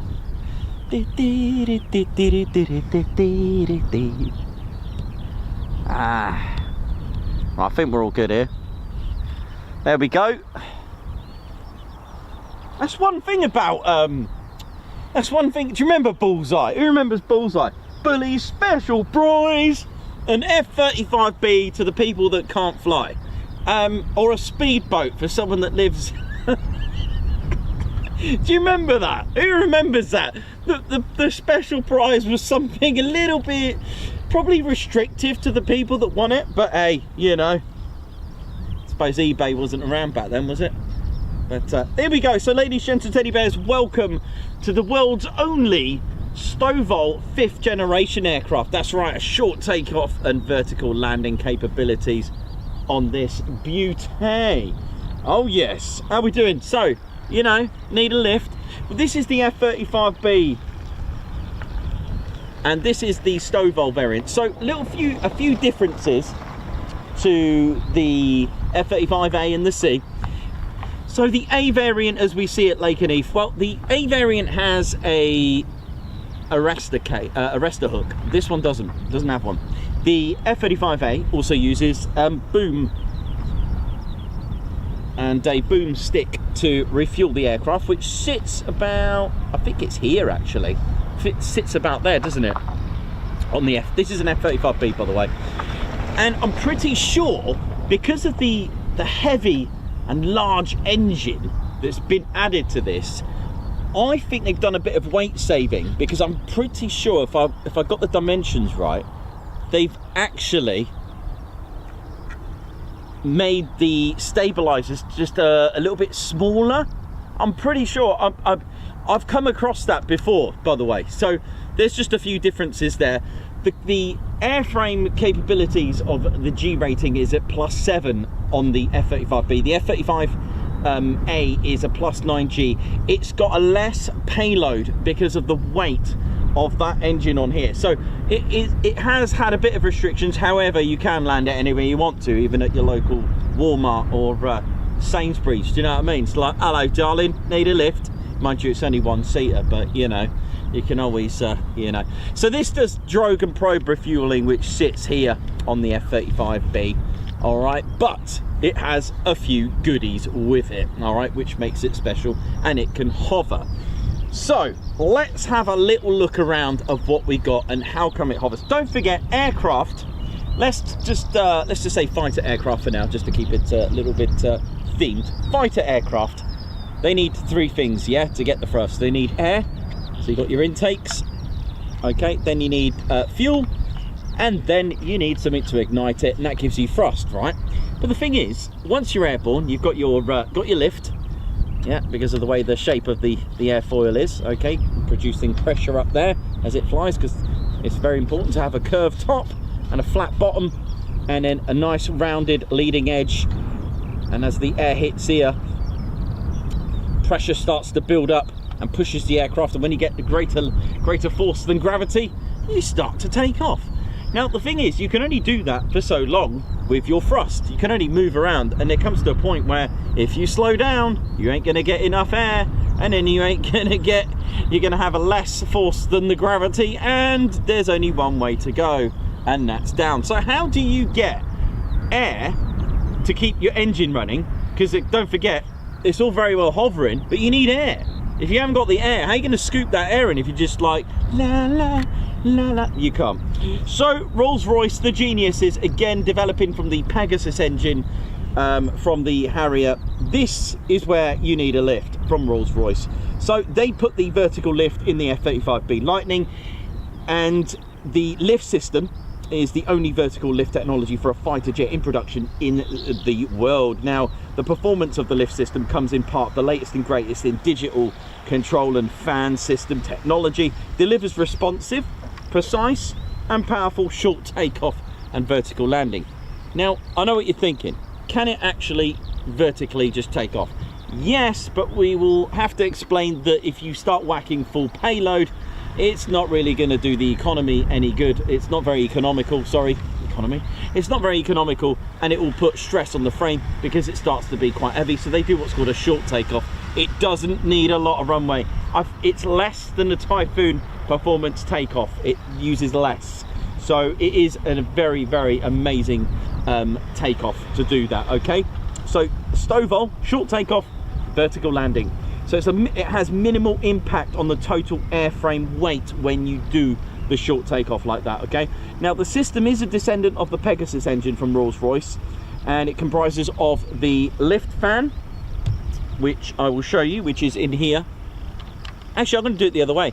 It has this first. This opens up first. When that opens as well, this opens as well. So this is where the thrust comes out of that lift fan, all right? So the auxiliary air intake here, that can sort out your FOD, because you're going to start to get bits and pieces and all sorts of things as well. Flags are optional here if you want to, if you're going down your local Lockheed Martin shop and want to, you know, pimp it up a little bit, you can always stick a flag in there. This is the shaft, Rolls-Royce shaft, all right? Now, this is where it gets interesting. Yes, it's a Lockheed Martin aircraft. Yes, it's built in Texas, the Lone Star, Fort Worth. The Pratt & Whitney F135 turbofan is here, all right? But the whole engine is all the way up here. Why? Because this is Pratt & Whitney, and it's connected with Rolls-Royce systems, the lift fan system, the lift system. And it's connected via this shaft. Can you see that sort of pipe thing there in the middle? That's the shaft. That is what's connected to there, all right? So, are you with me so far? Then you've got I'm going to show you the roll posts. When you've got your air bypass on a normal engine, on your jet engine, you've got roll posts here. There's one there, that little bit there, and a bit, where is it? Hang on. Here, there it is. And this can start getting you to pitch and bank left to right when you're hovering. You can go, all right, love, how you doing? All right, how you doing? Okay, so you can use that for tiny little adjustments, all right? So that's your roll posts, they're called. Then at the back, as we all love thrust vectoring, it has what's called free BSM. That's free bearing swivel module, or thrust vectoring to you and I, but that's what it is. And let me just open this up without breaking it, because I usually break it at this stage. I don't know why it's a bit, there we go. There we go, look, and then there we go. So the thing is, that alone is not going to be enough. So you've got all your air now scooping in. This is the thing. You've got your air here. You've got your thrust pointing down now. Look at that. And yes, I got asked this question last week. Can it hover with the landing gear up? Correct, it can. It doesn't need the landing gear down. Reasons why they do that, especially at air shows, it's a safety protocol. They must have the gear down. And also, it's anything should go wrong, then they've got the landing gear, right? It's a safety protocol at air shows to hover with the gear down, all right? Because you'll notice as it packs it up, it's hovering with the gear up as it flies off, right? So look out for that, especially when they're coming in on a slow, low approach, or a vertical landing, the gear will be down anyway. So it's a safety protocol when you see that. You've got these two, you'll see these controlling all the air to start going up and down and things like that on the ailerons, or the elevators, sorry. So there we go. So that's pretty much how it hovers. All right, are you with me? So it's slightly different. Okay, so this is the F-135PW600. It's a different engine, of course, to the F-35A in the sea because of the addition of Rolls-Royce. It's got a 40,000 pound of combined short takeoff and vertical landing stowall capability. So it's got a max with afterburner 41,000 pounds. It's got 29,000 shaft horsepower delivered to that. That is amazing, delivered to the lift fan. And then 95-degree rotation in just 2.5 seconds, that 3BSM, that thrust vector. Oi, oi. So it is a one-of-a-kind technology, and it delivers 20,000 pound of cold thrust, has a 50-inch diameter 2-stage counter-rotating fan with the world's leading hollow blade, and of course the thrust vectoring. So just that lift fan alone is 20,000 pounds of thrust. See ya! So if we don't get to see the F-35B, then yeah. Right, what's going on here? What's this guy doing?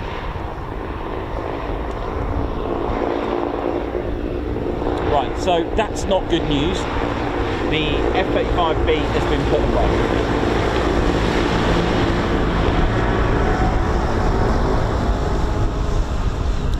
So yeah, I had a feeling we were either going to get 2 or 0 today, but we did get F-18s, so I got a feeling once these F-18s have come back, that might be it. It's still early days, still 3.5 hours of the aerodrome, but I think it's opening just for the F-18s, but there you go.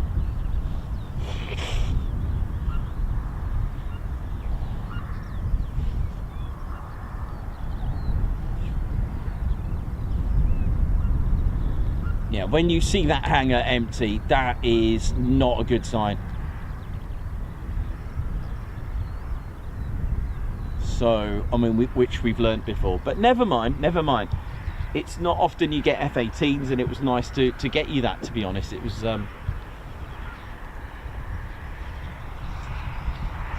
cool thing to get you. So now it's literally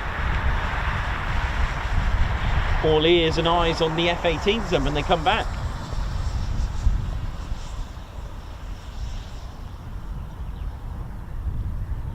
I mean, this is just one of the squadrons, right? We may get a 617, who knows? But there we go.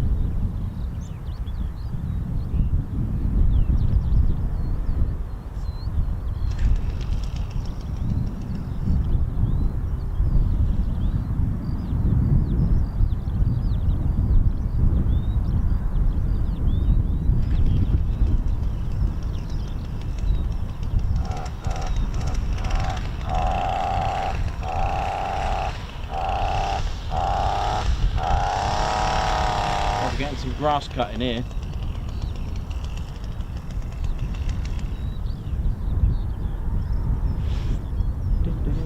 So we just literally got 6 F-18s. So I will update the title. I'm going to jinx it in the other way. I'm going to do reverse psychology, right?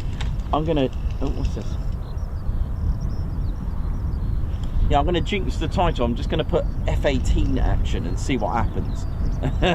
But yeah, no, we've had this before where the hangar was empty, so that's it's not a good sign.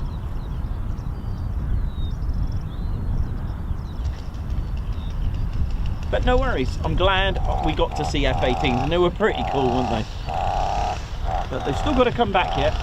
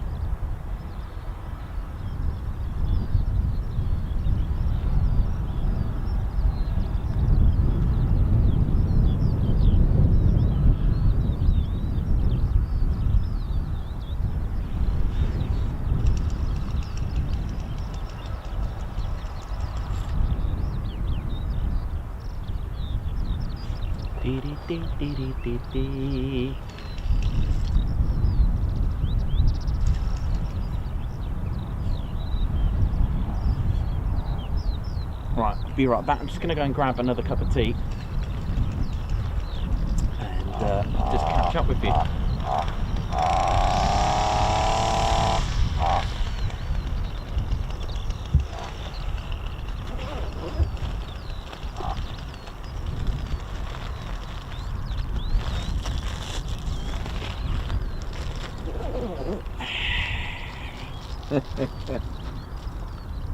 Might get dried up now at this rate. Oh.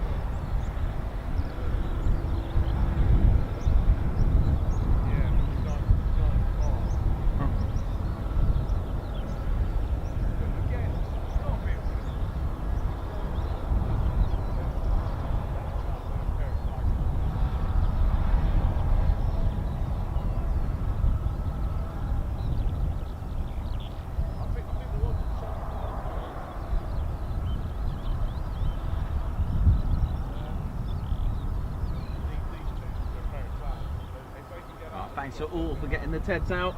Nice.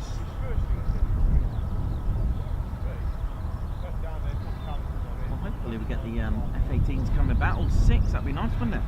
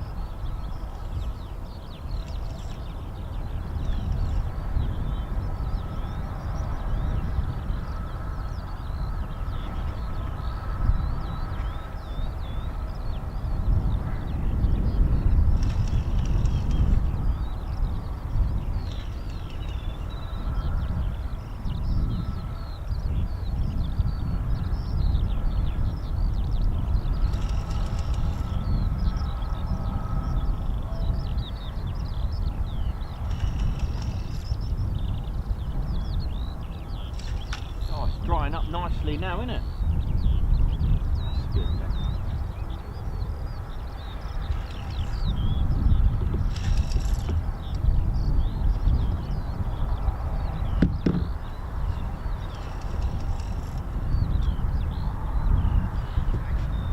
Wow, what a difference. Look at this weather now, look at it. Just like it's like almost like another stream on a different day, isn't it? That's so mad. Amazing. But there you go, like yesterday's complete change in weather. There we go.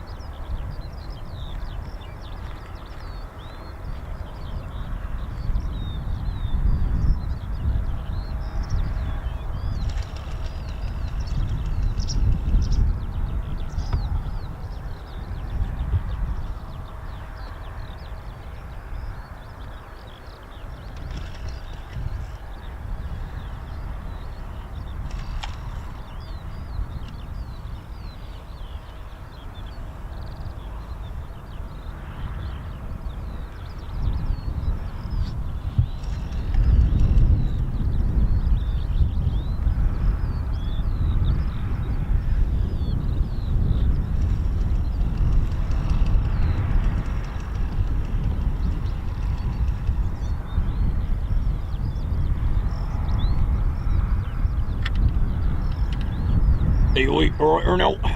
See that? Stealth in it. Oh, what are these pretty little planes in earlier there now? What are you in it there now? They're new, aren't they? Not seen those things before there now. My name's Reggie, part of the RAF Regiment. I'm in stealth mode at the moment, so no one can see me. I've had to, like, you know, put a special filter so you can see me on the screen there now. So I do. What are these pretty little planes there now? What are they, Hornets or something, isn't it? Oh, yeah, all right, aren't they? Yeah. They're not stealth though, are they? Look at this. See? Now you see me? Now you don't there now. That's how you do it. See that red tip fella? He just walked straight past me there now. Look, look, he can't even see me. Look, look, look at him. See that? What's going on over there? Oi! What's going on over there now? Yeah, these are good, these F-35Bs. Pick them up, you local Argos and that. Gonna do a bit of Uber. The missus loves this as well. It's really useful. You can do all the cleaning without being seen, you know.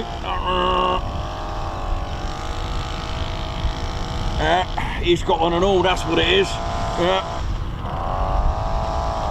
Pretty good. You can also do a bit of gardening with it, you know, like a leaf blower at the back. It's got like a special leaf blower at the back there now. Look at this, look. Just blow it out. You just got to, see that? That's what they call, you know, leaf it. You know, leaf it to me, innit, there now. Yeah, let me just put this there, let me go. There now. Oh, it's boiling, isn't it? Absolutely boiling. Goodness me. How's he doing over there? He's alright, isn't he? Yeah, RAF Regiment, you know it is. Just making sure it's all secure. Doing me perimeter checks and all that there now. Yeah. Pretty little plane, isn't it? What, 6 of them, innit? You done alright, and they stirring up the hornet nest there now, innit? There now. Right. Behave yourselves, I'll be right back there now.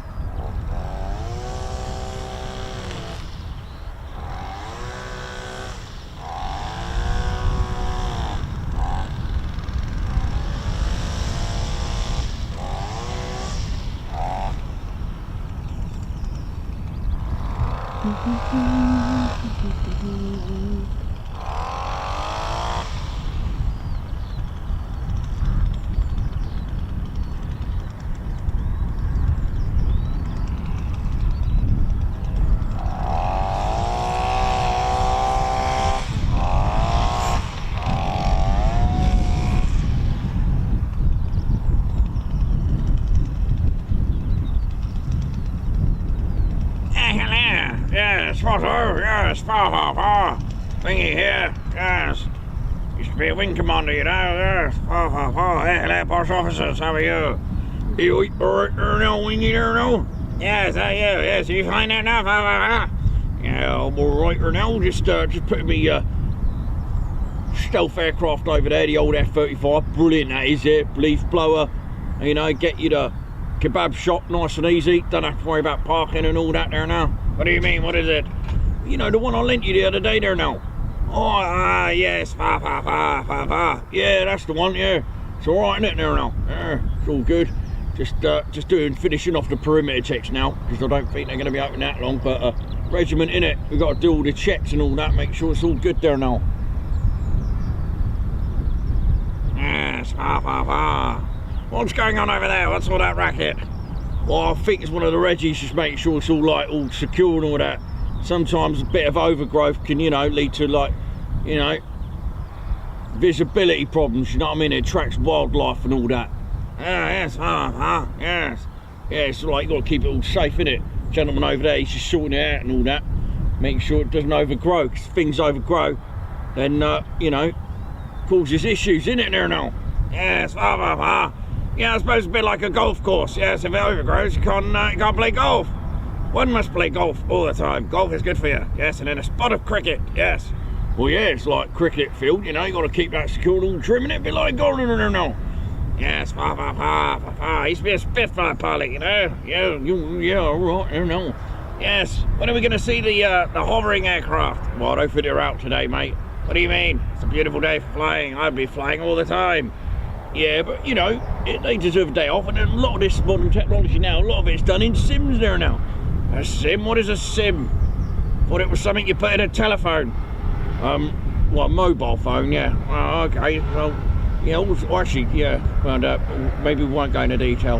Oh, you mean a simulator? Well, yeah, simulator. All right.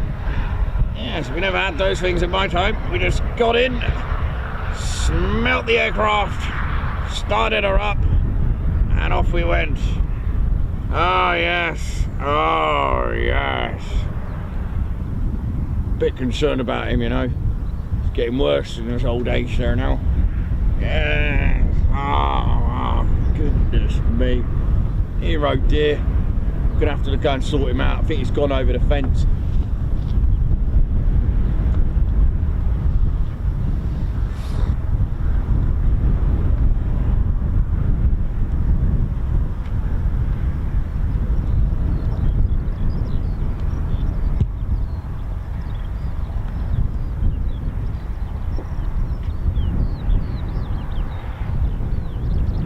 Big shout out to the crash teams, some rescue, fire crew and medics.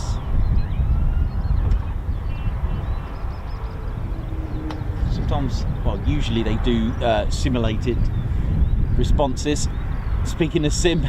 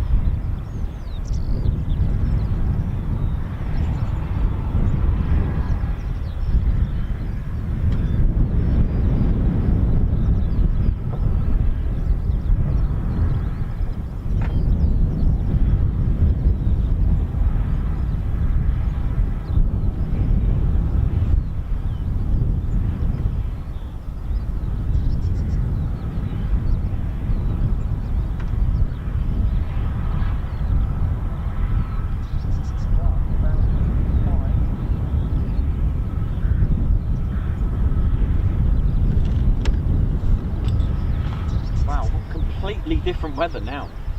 Amazing.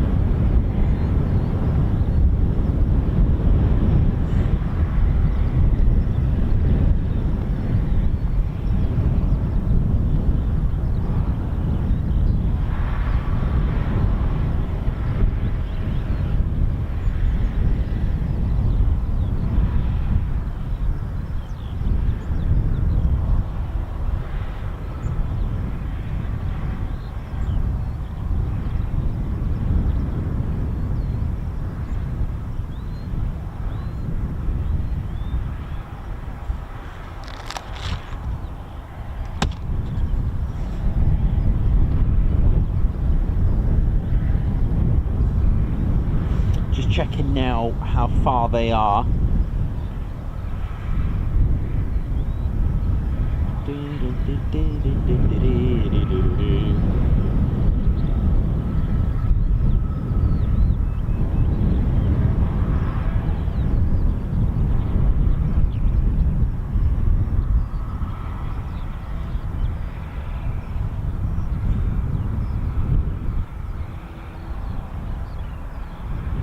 Hank Vicule, oi oi to you. Alan Gates, Edward Coates, Davey, how you doing? Gucci Man, how you doing as well? Hope we're all good. Perez, Mattman Bush, Perry, how you doing, man? Hope you're all good.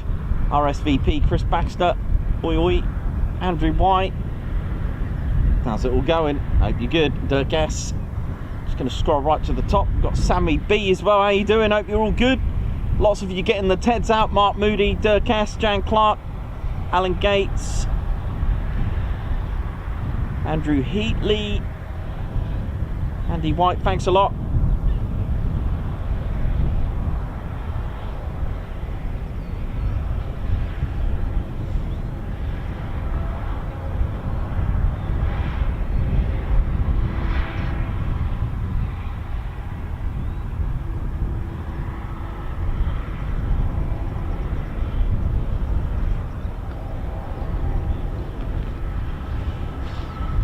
So, be an early one today then.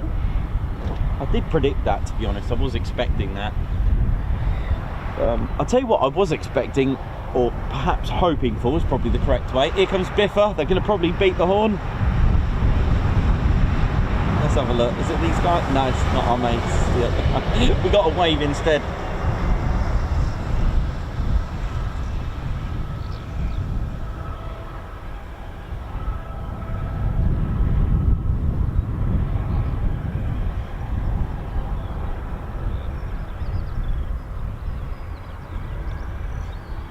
Triple five, triple Nick, how you doing, man? Hope you're all good. Thank you very much for the super chat. Friday Fun TCS members, what would your call sign be? That sounds a good one. Happy Friday to Nikos, Ted and the crew. Hell yeah, to April 11th for the TCS meetup at Lakenheath. Nice. That sounds good, man. That's a really good one. What would your call sign be? I'll tell you what, let us know your call sign and why you choose it. Come on, go for it. Howler, nice one, Howler. Poor Pump, high five. Thank you for joining the Ted Coningsby Fighter Squadron. Oh yeah, nice one. Thank you very much. You are going to love that. LEJ Approach, member for 21 months and part of our Spanner flight, and a member 21 months, part of the best community in the world. Oh yeah, love to you all. Oh, and Bundesliga. Love that. Ange Baker, member for 18 months, Ted-tastic times. White Wizard, Poor Pump, high five, thank you for joining. The Ted Coningsby's Fighter Squadron, thank you so much. Oh yeah. Daniel Walker, thank you very much for the super chat. Oi oi TCS crew, huge congratulations to those of you celebrating membership milestones today. Nice one. 8th day, high five. Thank you for gifting the Ted Coningsby membership. Guards March. Margot, bring back the tornado. Thanks for the super chat. Paul N. Hennings, thank you very much. Guards March, thank you for gifting a Ted Coningsby membership. And also Mark F, thank you very much. Guards March, thank you so much for gifting a Ted Coningsby membership as well. Chris Evans, I wish I had more time to tune in, but I love every second I spend here. Thanks a lot for your 9-month membership as well, man. And Mark F with 20 months membership. Wow, Guards March to you. Terrifying, welcome to the Ted Coningsby Squadron. Guards March, thank you. Lots of new members today. And check this out, Neil Osborne with 26 months membership. 26 and not out, love. 26 and not out, love it. Thank you, thank you. Guards March. Right, I think they're not too far away now.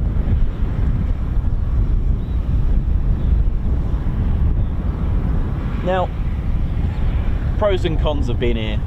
If they're on a straight in, it's not going to be that great, is it? If they're on a straight in. So, if they come in on a full ship or on initial, that'd be quite nice. If they come into the break, it would be nice if we get that. Let's see.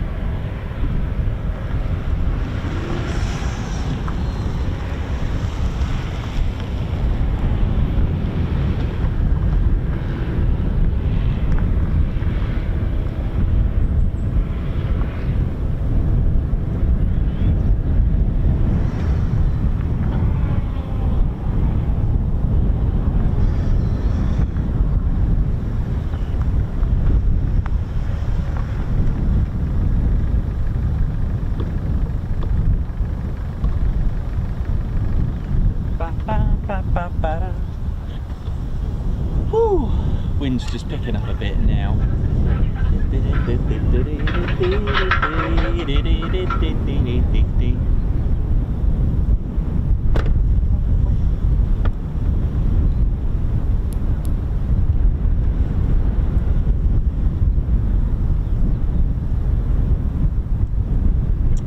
These little canisters here, by the way, if you're interested, I think this is what you put FOD in. If you found any suspect FOD, vehicles will stop. They're going to cross over. It's a FOD checkpoint. And I'm pretty sure you can put FOD in these little canisters. I think, I'm not 100% sure, but I think that's part of it. Pretty cool, isn't it? Not totally sure, but they look like it, don't they? Unless it is just a collection of stuffs.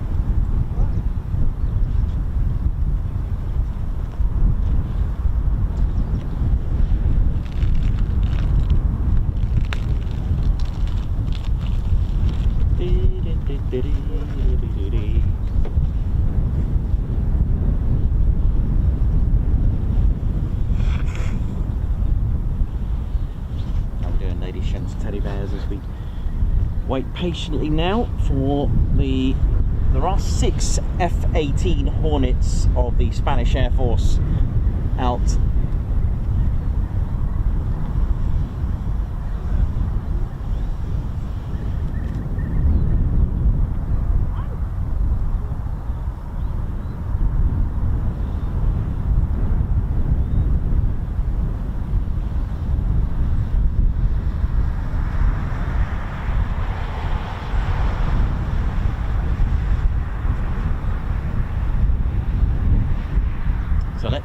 Let's see. Let's just hope they come in on initial with a break, and that'd be nice, wouldn't it?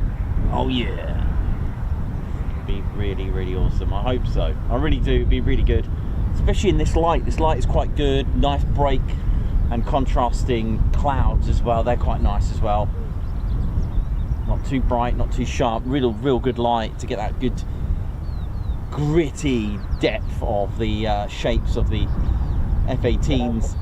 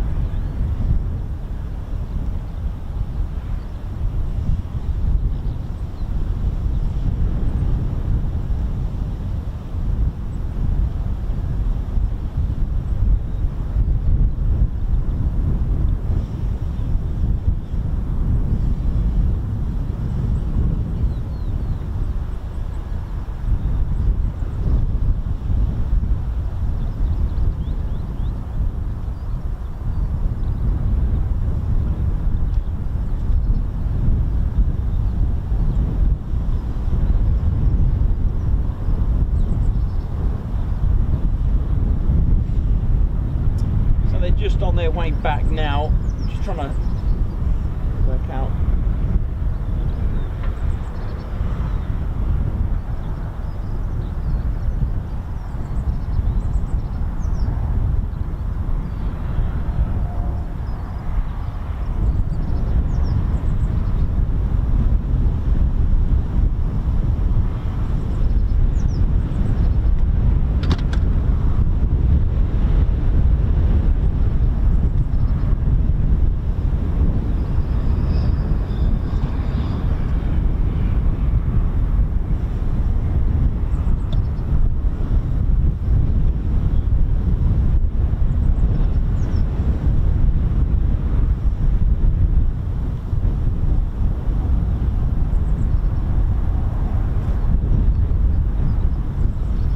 trying to establish if they're coming in on initial. They're about 10 miles away, or were.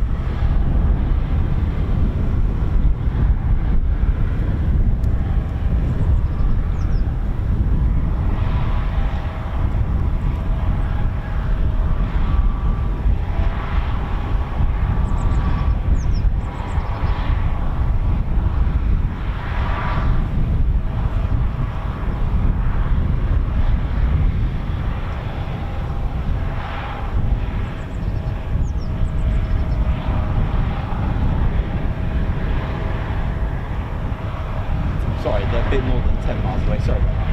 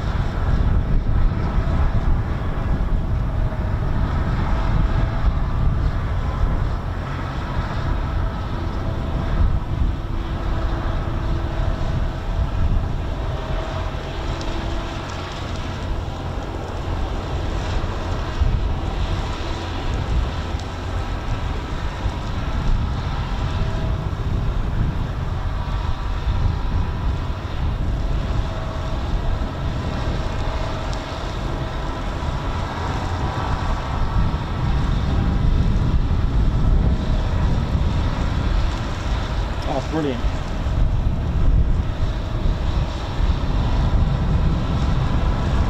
Initial. Sounds like they're going on initial. Sadly, we will have some background noise.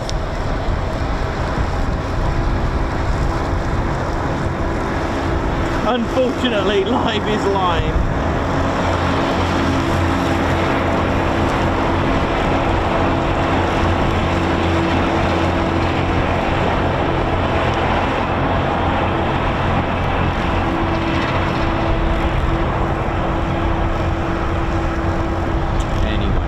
No worries.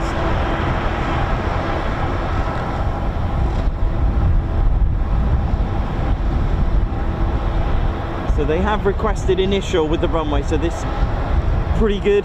Come on. Not sure what type of formation we're going to get.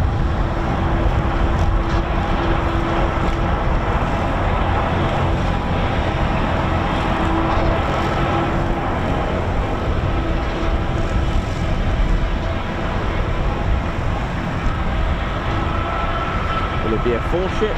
6? 6 will be good, wouldn't it? 2 ship? We don't know. 2 sets of 3? A 2 and a 2? Let's see.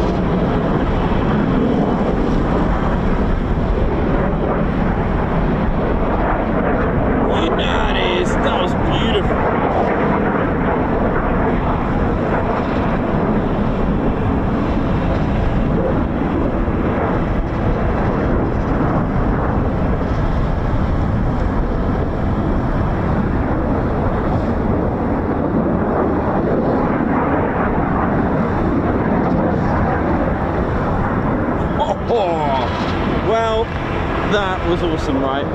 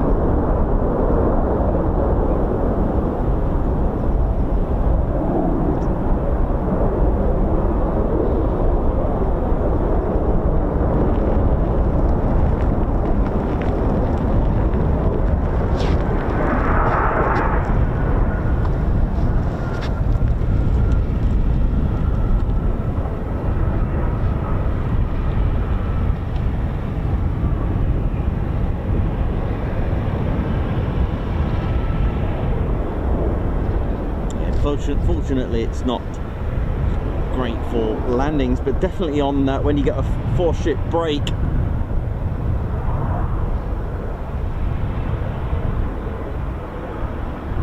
Pros and cons of being in this section, right?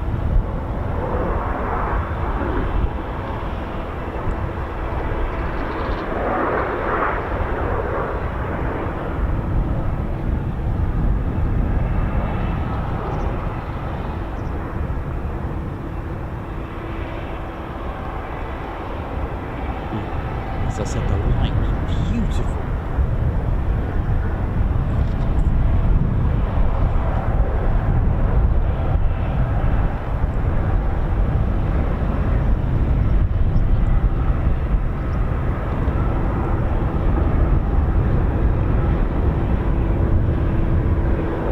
So glad they did the initial. So glad they came in on initial.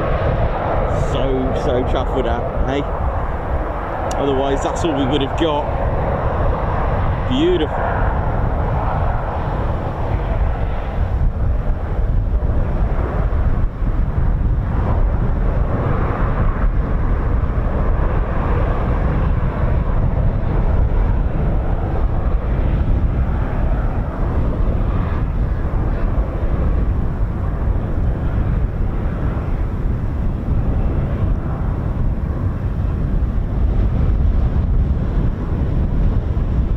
Well, there we go. That's our first 4 of the 6 back, which we're very fortunate with that when they requested the initial. So thank you very much to the Spanish Air Force for doing that. Not that they were obviously in tune with us, they were just doing their thing and requested initial, which is brilliant.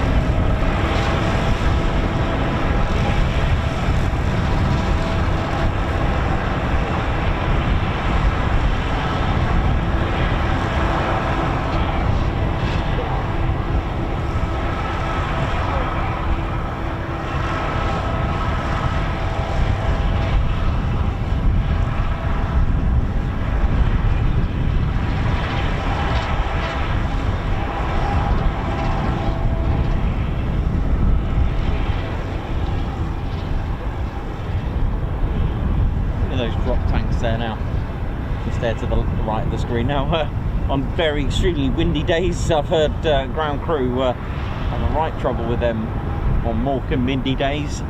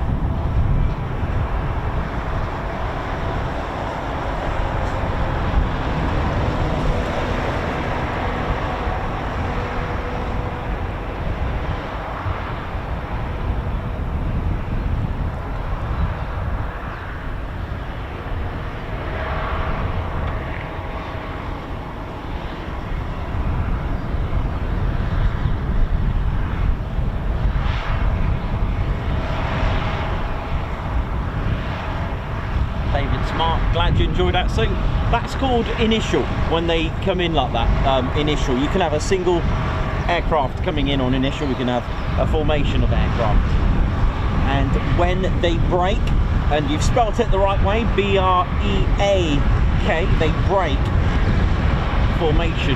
That is the correct spelling, B-R-E-A-K. Well done. So that's called initial, when they're going, so like I said, you can have a single ship doing that, or you can have various formations, and they'll break formation and into the circuit, which you see them go round into downwind, turn in on finals and land. They don't have to land, they can do a touch and go on low approach or a missed approach, but well done on that.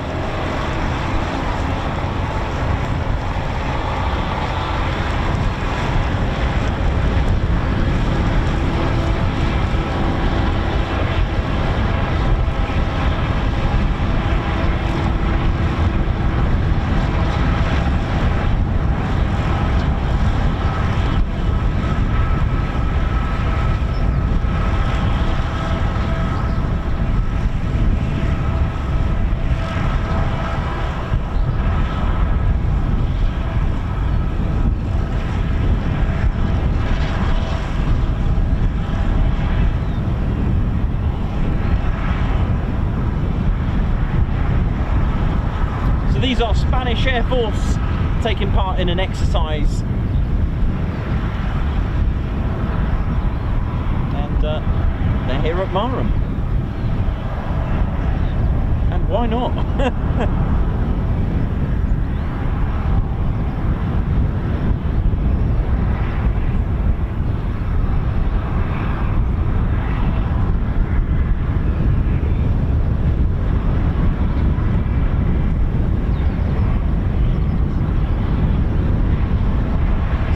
Two more to go.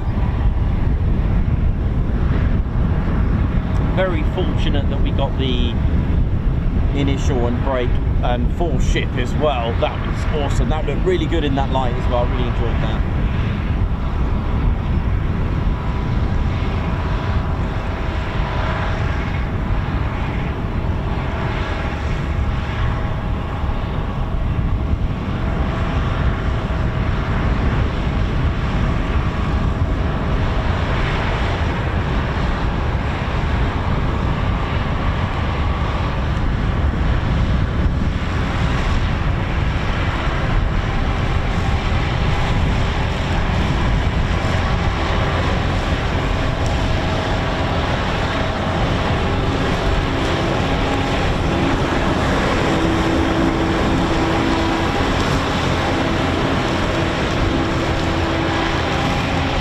This section of grass isn't very big, although I'm a bit concerned about the one close to the fence.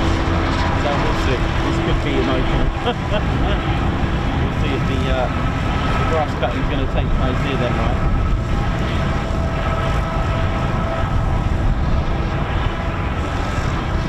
But it needs doing.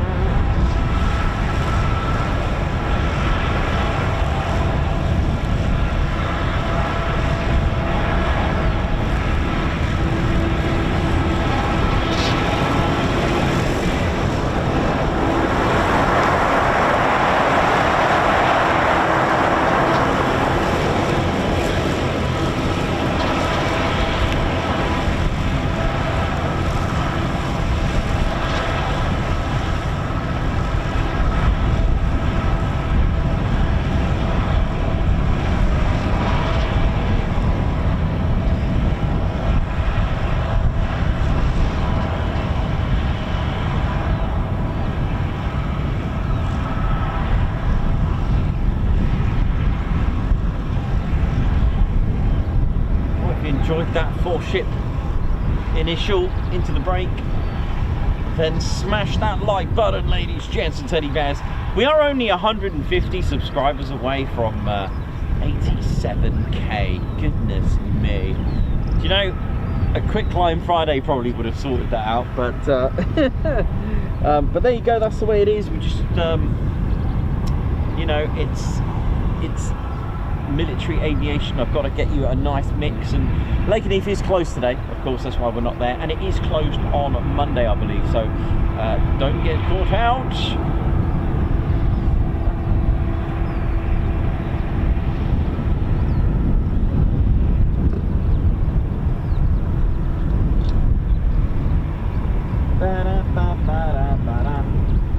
Always good to have you with us, everyone. Thanks for your support. It is amazing, and like I said, I do try my best to get you a variety. And who'd have thought, you know, Spanish F-18 Hornets? I mean, how cool is that, eh? I did not expect that. I literally, do you know what? When I got here, I was thinking, yeah, there'll be like a 2-ship, like a 207 squadron today. That's what I thought could happen today, but no, the F-18s from Spain.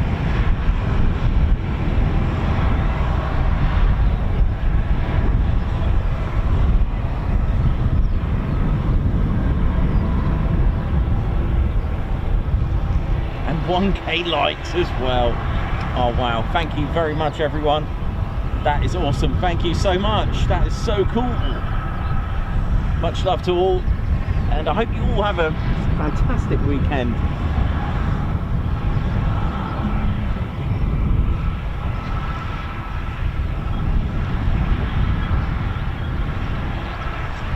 Likes. Thank you, honestly, thank you so much. And I've updated the title to F-18 Hornets. Might have to change the thumbnail, but obviously I didn't have a Spanish F-18 Hornet. I do now.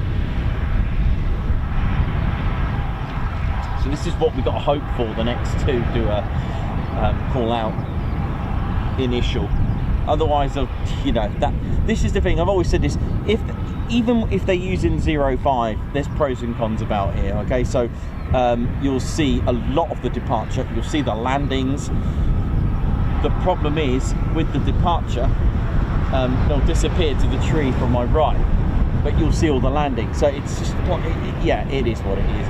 You could go to the main bit where, you know, that it is a great spot for arrivals. If you're going just for arrivals, my recommendation is that little pull-in bit, and there's a lay-by there as well, by, you know, almost level with the runway approach, sort of. It's a little bit out of sync, but it's a good spot to position yourself if you want to catch some nice side-on shots for arrivals. It is a good spot, definitely. But the vertical landings, though, they'll be in the distance, so vertical landings are good here. So I don't know. It's just take a pick. Oh, that's nice with that sun out. I feel like I'm drying out nicely now. After today's abysmal weather, isn't it? I mean, look at it now. It's just a completely different day, isn't it?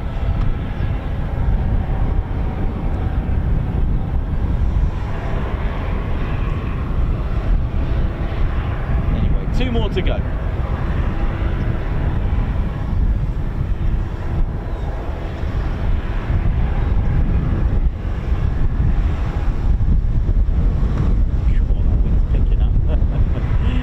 Blow dried here now.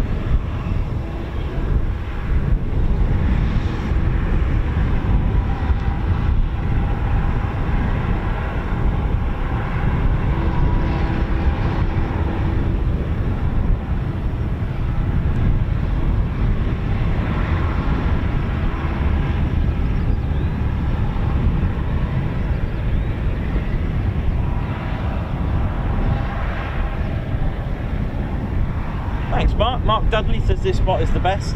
Thank you.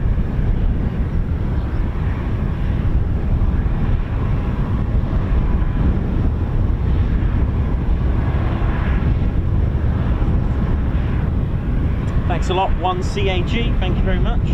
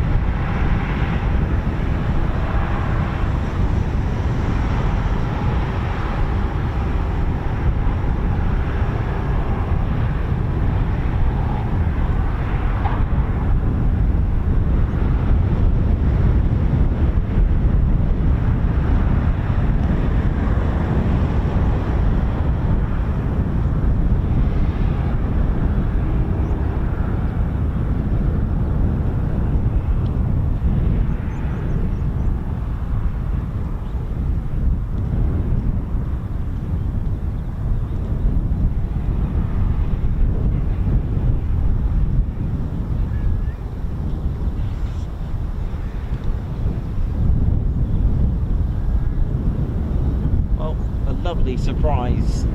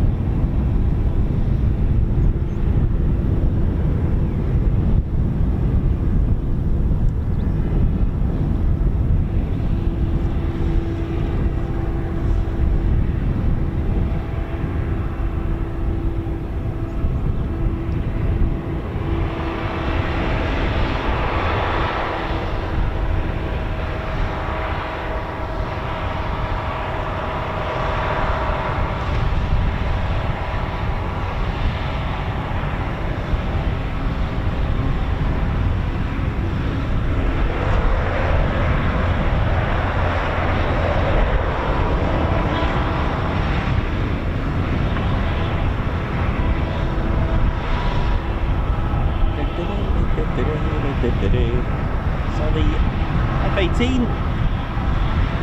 also a carrier-based multi-role fighter as well. Manufactured from 1995, introduced in 2001. First flight 29th of November 1995.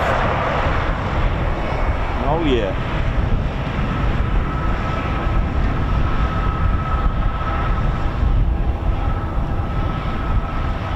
Available in the carrier variant, of course, but it is a multi-role fighter.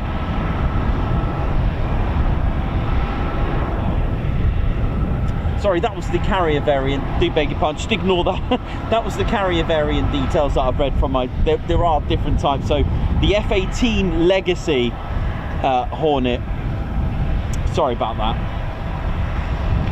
manufactured from 1974, and it was introduced on the 7th of January 1983, and that was with the US Marine Corps and the US Navy on the 1st of July 1984. First flight was 18th of November 1978, and it's still going. Developed from the Northrop YF-17. So that answers our friend Colin Brammer's question about what happened to 17 if you've had 14, F-15 and F-16, what happened to F-17? I guess from the development stage it was developed into the F-18, right?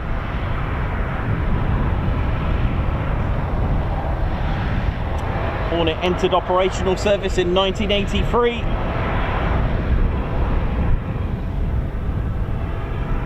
It served as the baseline for the Boeing FA-18EF Super Hornet, its larger redesign.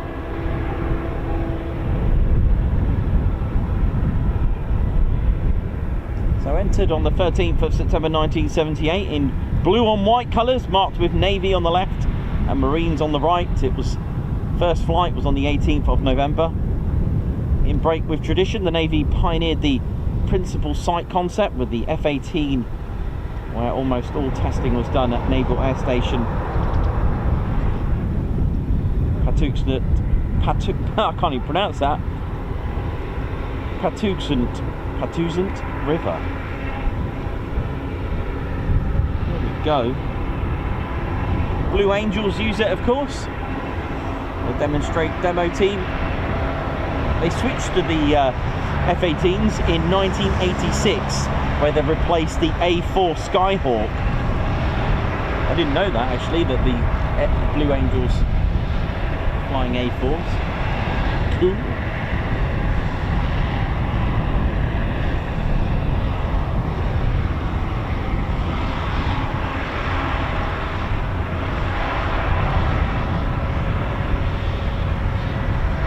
So obviously Spain operate them, Finland, Canada, Kuwait, Malaysia,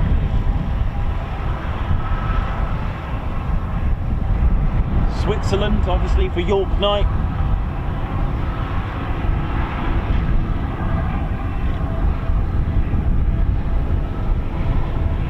Powered by General Electric F404s, GE402 afterburning turbofans, producing 17,750 pounds of thrust with afterburner.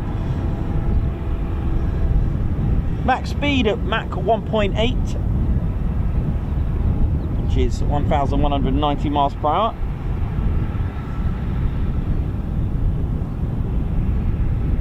Sorry. Yeah.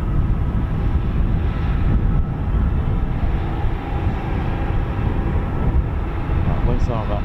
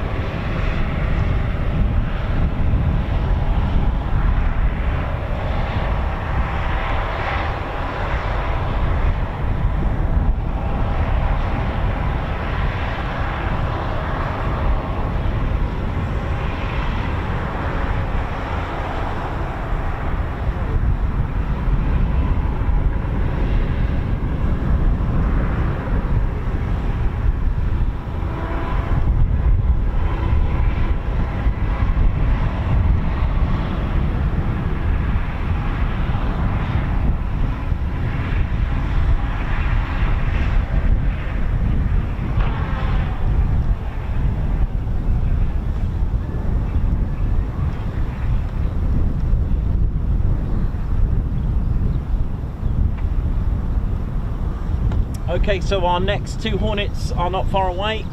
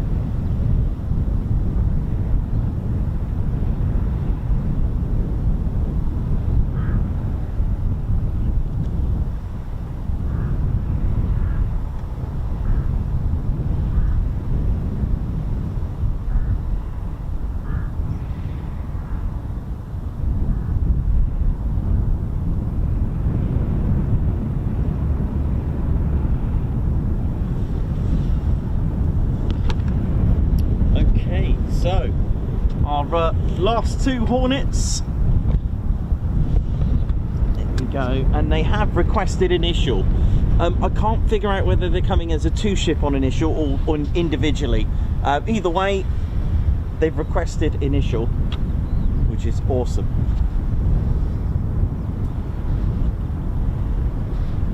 So just got to look out for them now.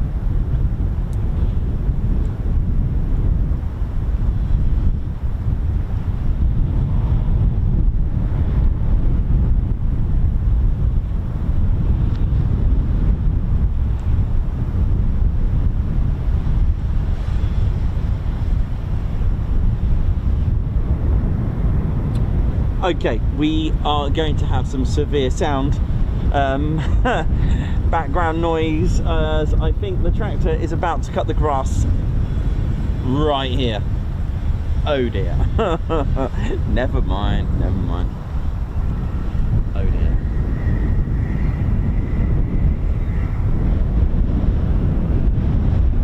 That's going to need some severe editing when I get back now. I'm going to make this into a video. No.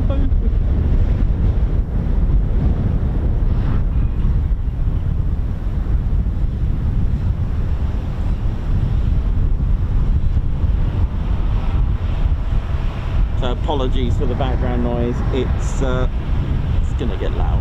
Oh no.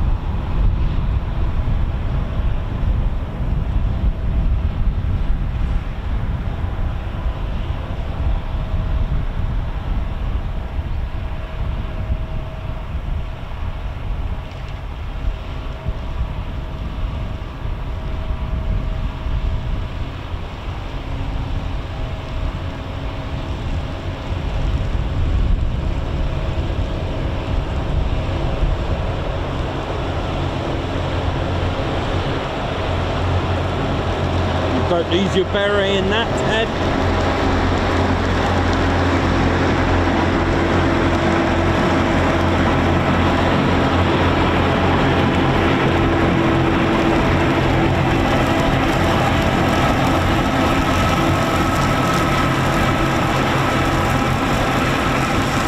You never know.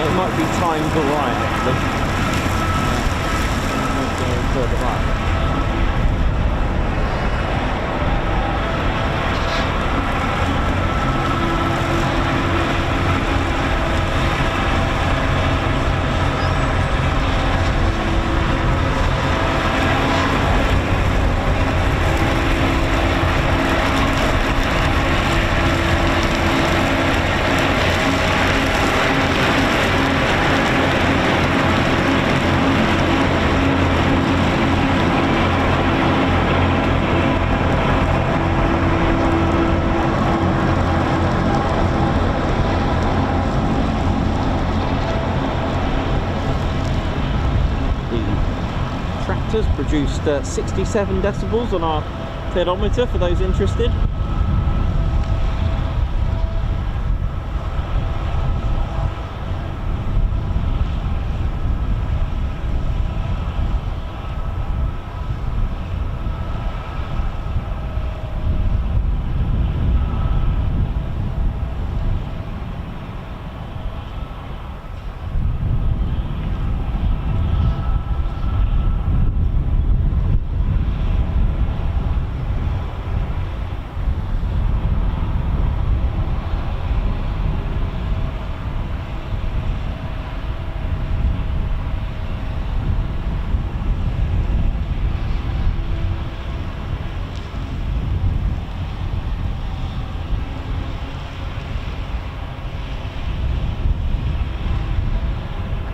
Come on, here we go.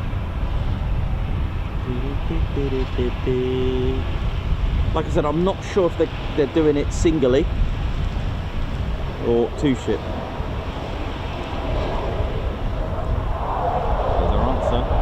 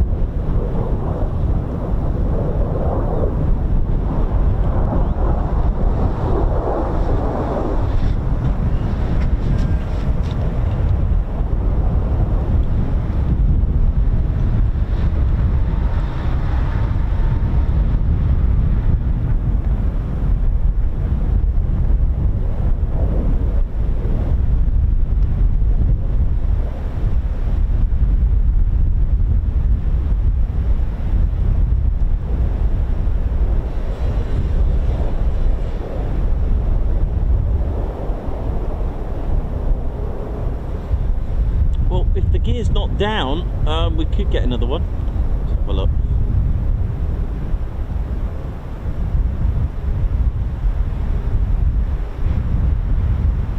Oh, hello. Oh, hang on, I'm going to get ready for this one. This looked good, didn't it? Hang on. Bring me to ship.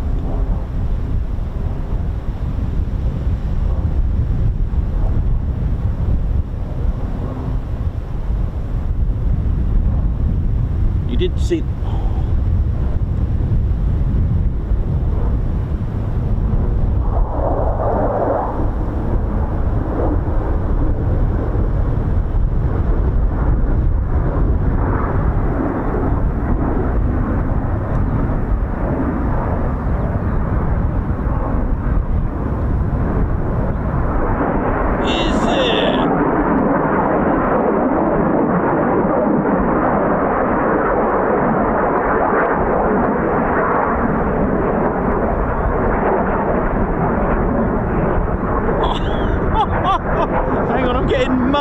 atmosphere, hang on. That was really cool, man. Woo!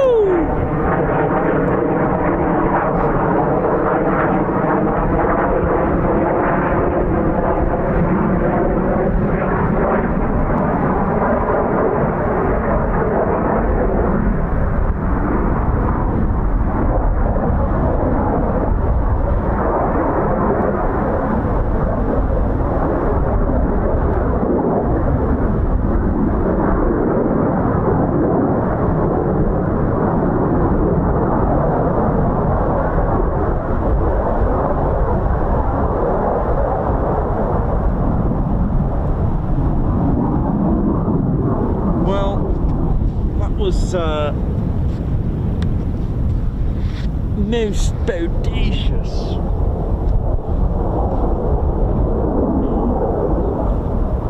Well, as I said, anything else is a bonus from now, because that was just magic. We didn't get F-35Bs, but we got F-18 Hornets doing this, 4 ship, and then 2 single initials, and then formated. Oh, hello.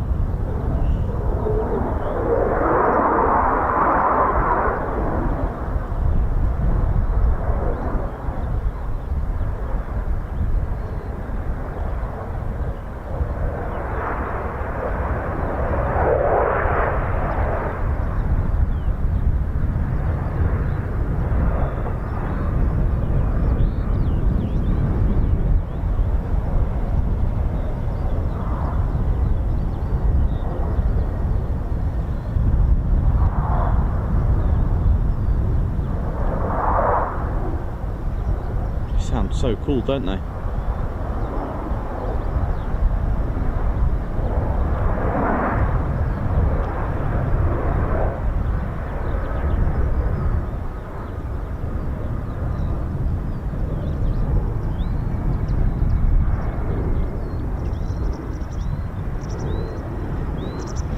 The Spanish Air Force EF-18 Legacy Hornets, doing it well.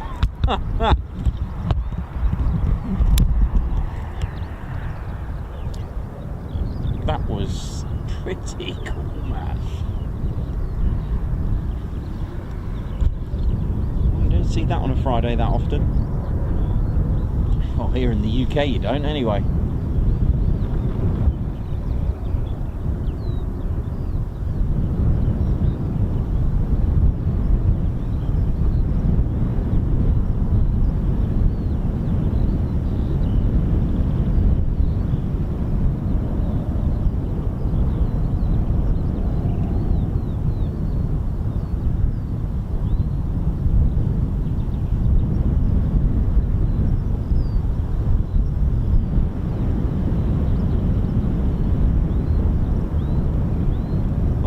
Spanish Air Force F-18 Hornets have just appeared on the Ted Coningsby channel.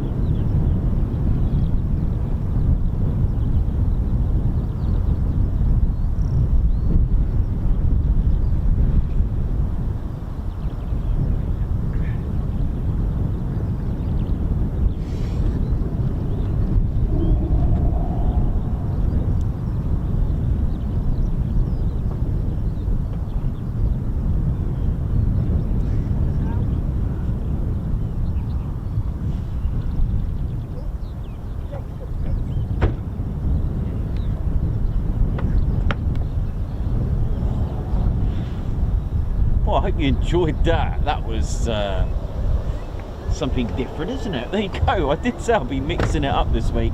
I didn't quite imagine it to be like this. Well, we'll be back at Marham next week then, shall we? In fact, we have a Friday slot free, so I'll keep an eye out on that. Let me ask Ted what he's got in mind. Because every Sunday, if you want to know what our plan is for the week, every Sunday evening, visit tedconingsby.co.uk, hit no Teds. But we always recommend to use the YouTube channel as well to see if there's any changes to our schedule. That's where we'll be posting our changes, because it does happen due to weather or operational reasons.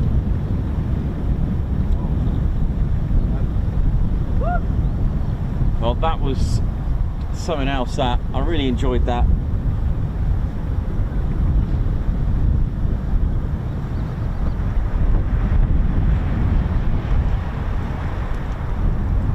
And I hope you did as well.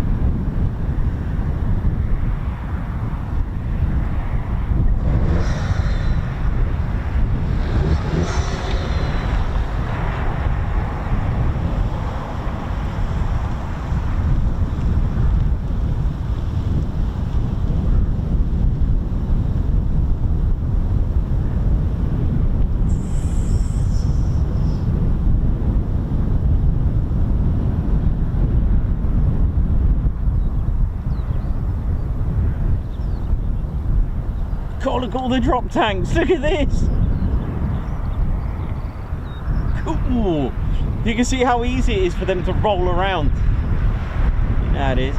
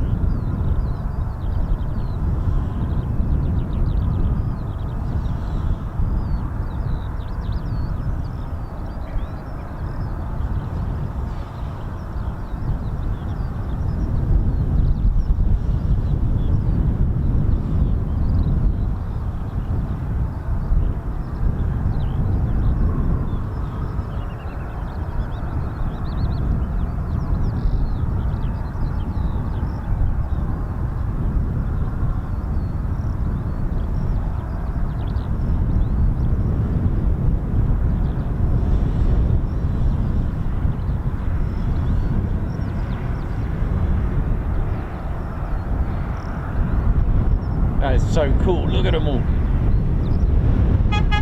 Oi, oi! Oi, oi! Hey! Oh, might have a visitor here.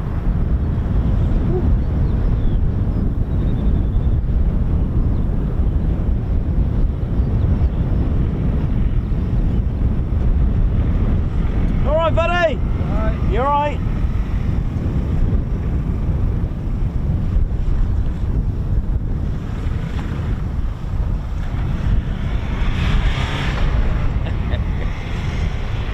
Love it.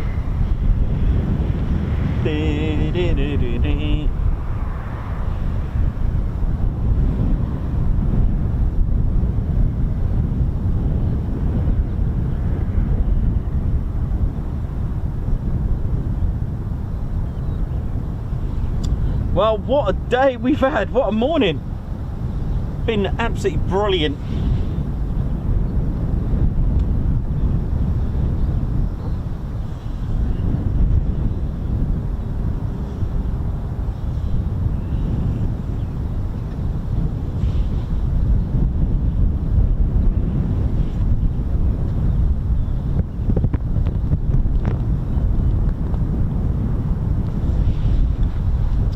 Now we're going to need a Spanish flag now, Ted, aren't we? We're going to have to get one for different countries, man. We're going to need Canada, Switzerland,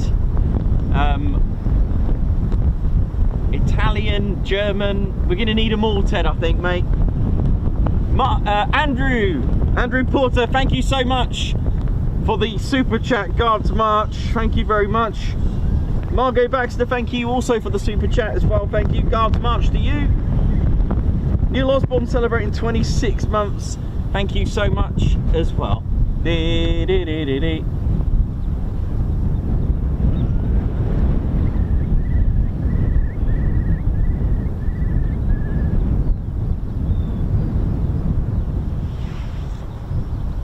Well, what a great way to finish the week off, right? Been to Honington, Marham, Coningsby, Lake and Eve. Done quite a bit today. And, sorry, done quite a bit this week, haven't we, Teddy? Teddy. Woo! Well, and we also got drenched as well. Goodness me, I am absolutely frozen now because of the, let's brighten up a little bit. Yeah, I think we're all good now. Whew, just getting dried up. Damn, it's like, man, I'm getting a blow dry here, so it's all good. You know how it is.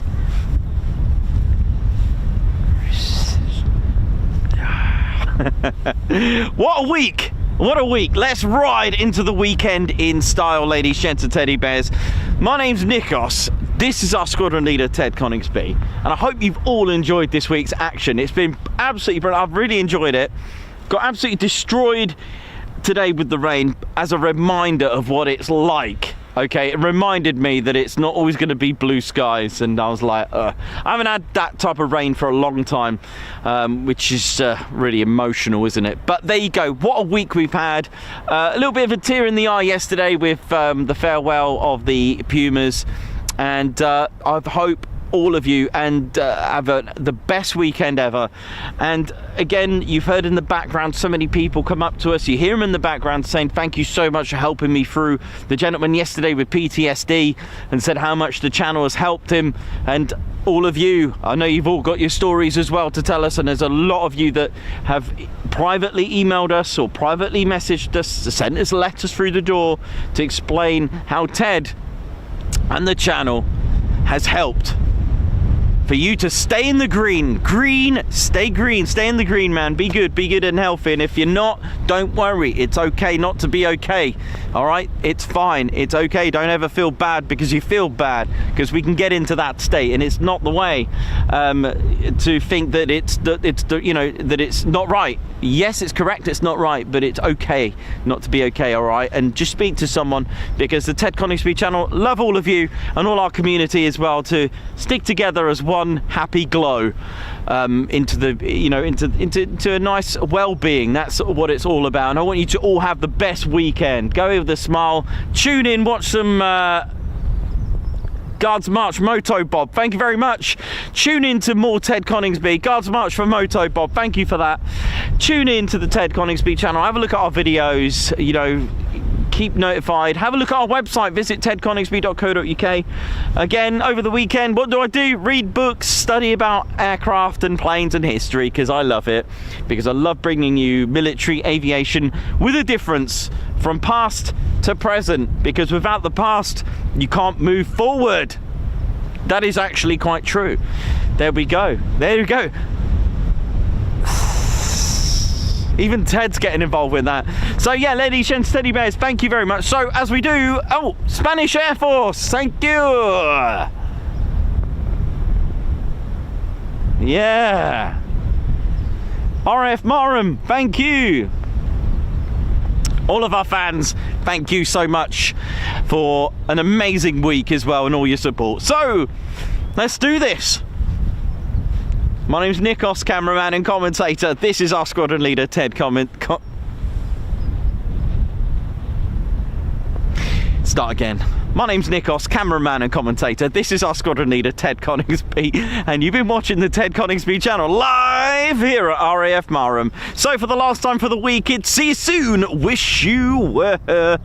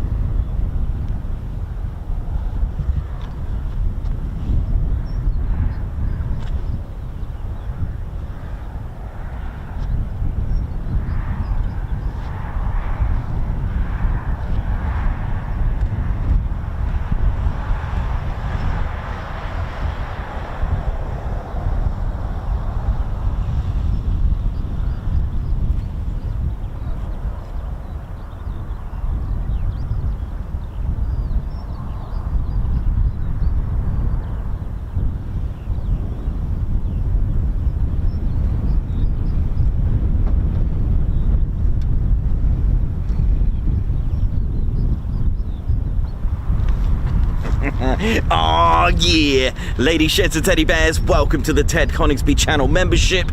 I'm Nikos, I'm your cameraman and commentator. This is our squadron leader, Ted Coningsby. Just want to say a massive thank you to all our members.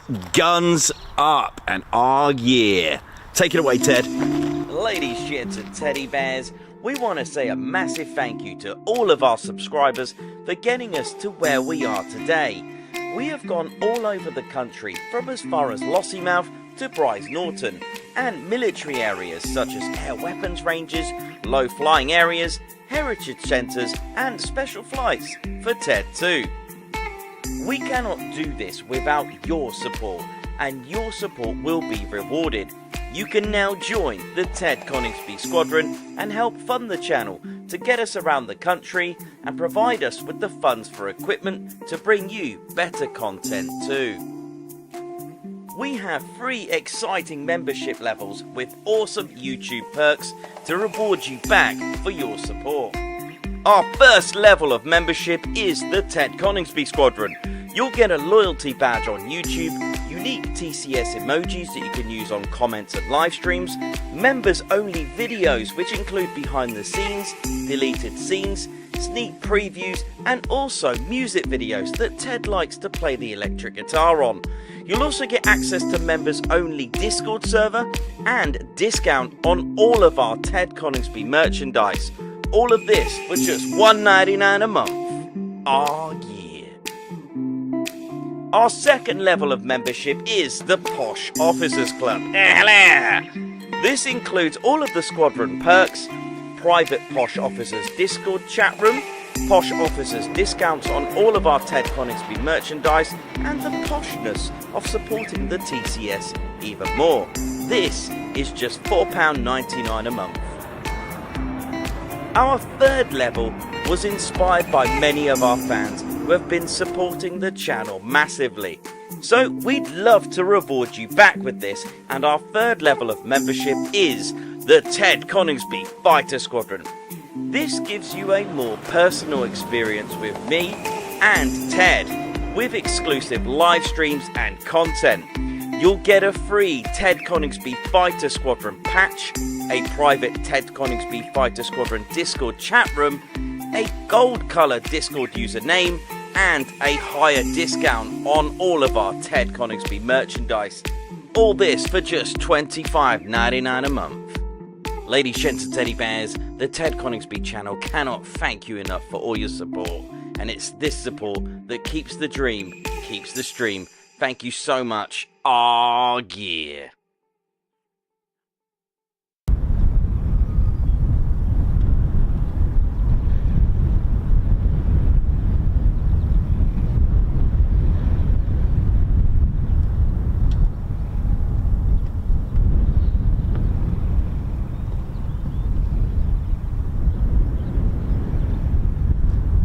Mr. Lover. They call me Mr. Fantastic. Mr. Fantastic. They call me Tossie on the bottom in the wall. Reg-tastic. Call me Reg-tastic. Get it loving go. Loving. We're mighty war. What are you doing? Well, Mr. Reg-tastic, there now, in it there now. Bundesliga! Mr. Lover. Yeah, call me Mr. Lover. Bundesliga! Shall I do it round here now? Reggie's regiment. You know how it is there now, my preload plane there now. You know how it is there now.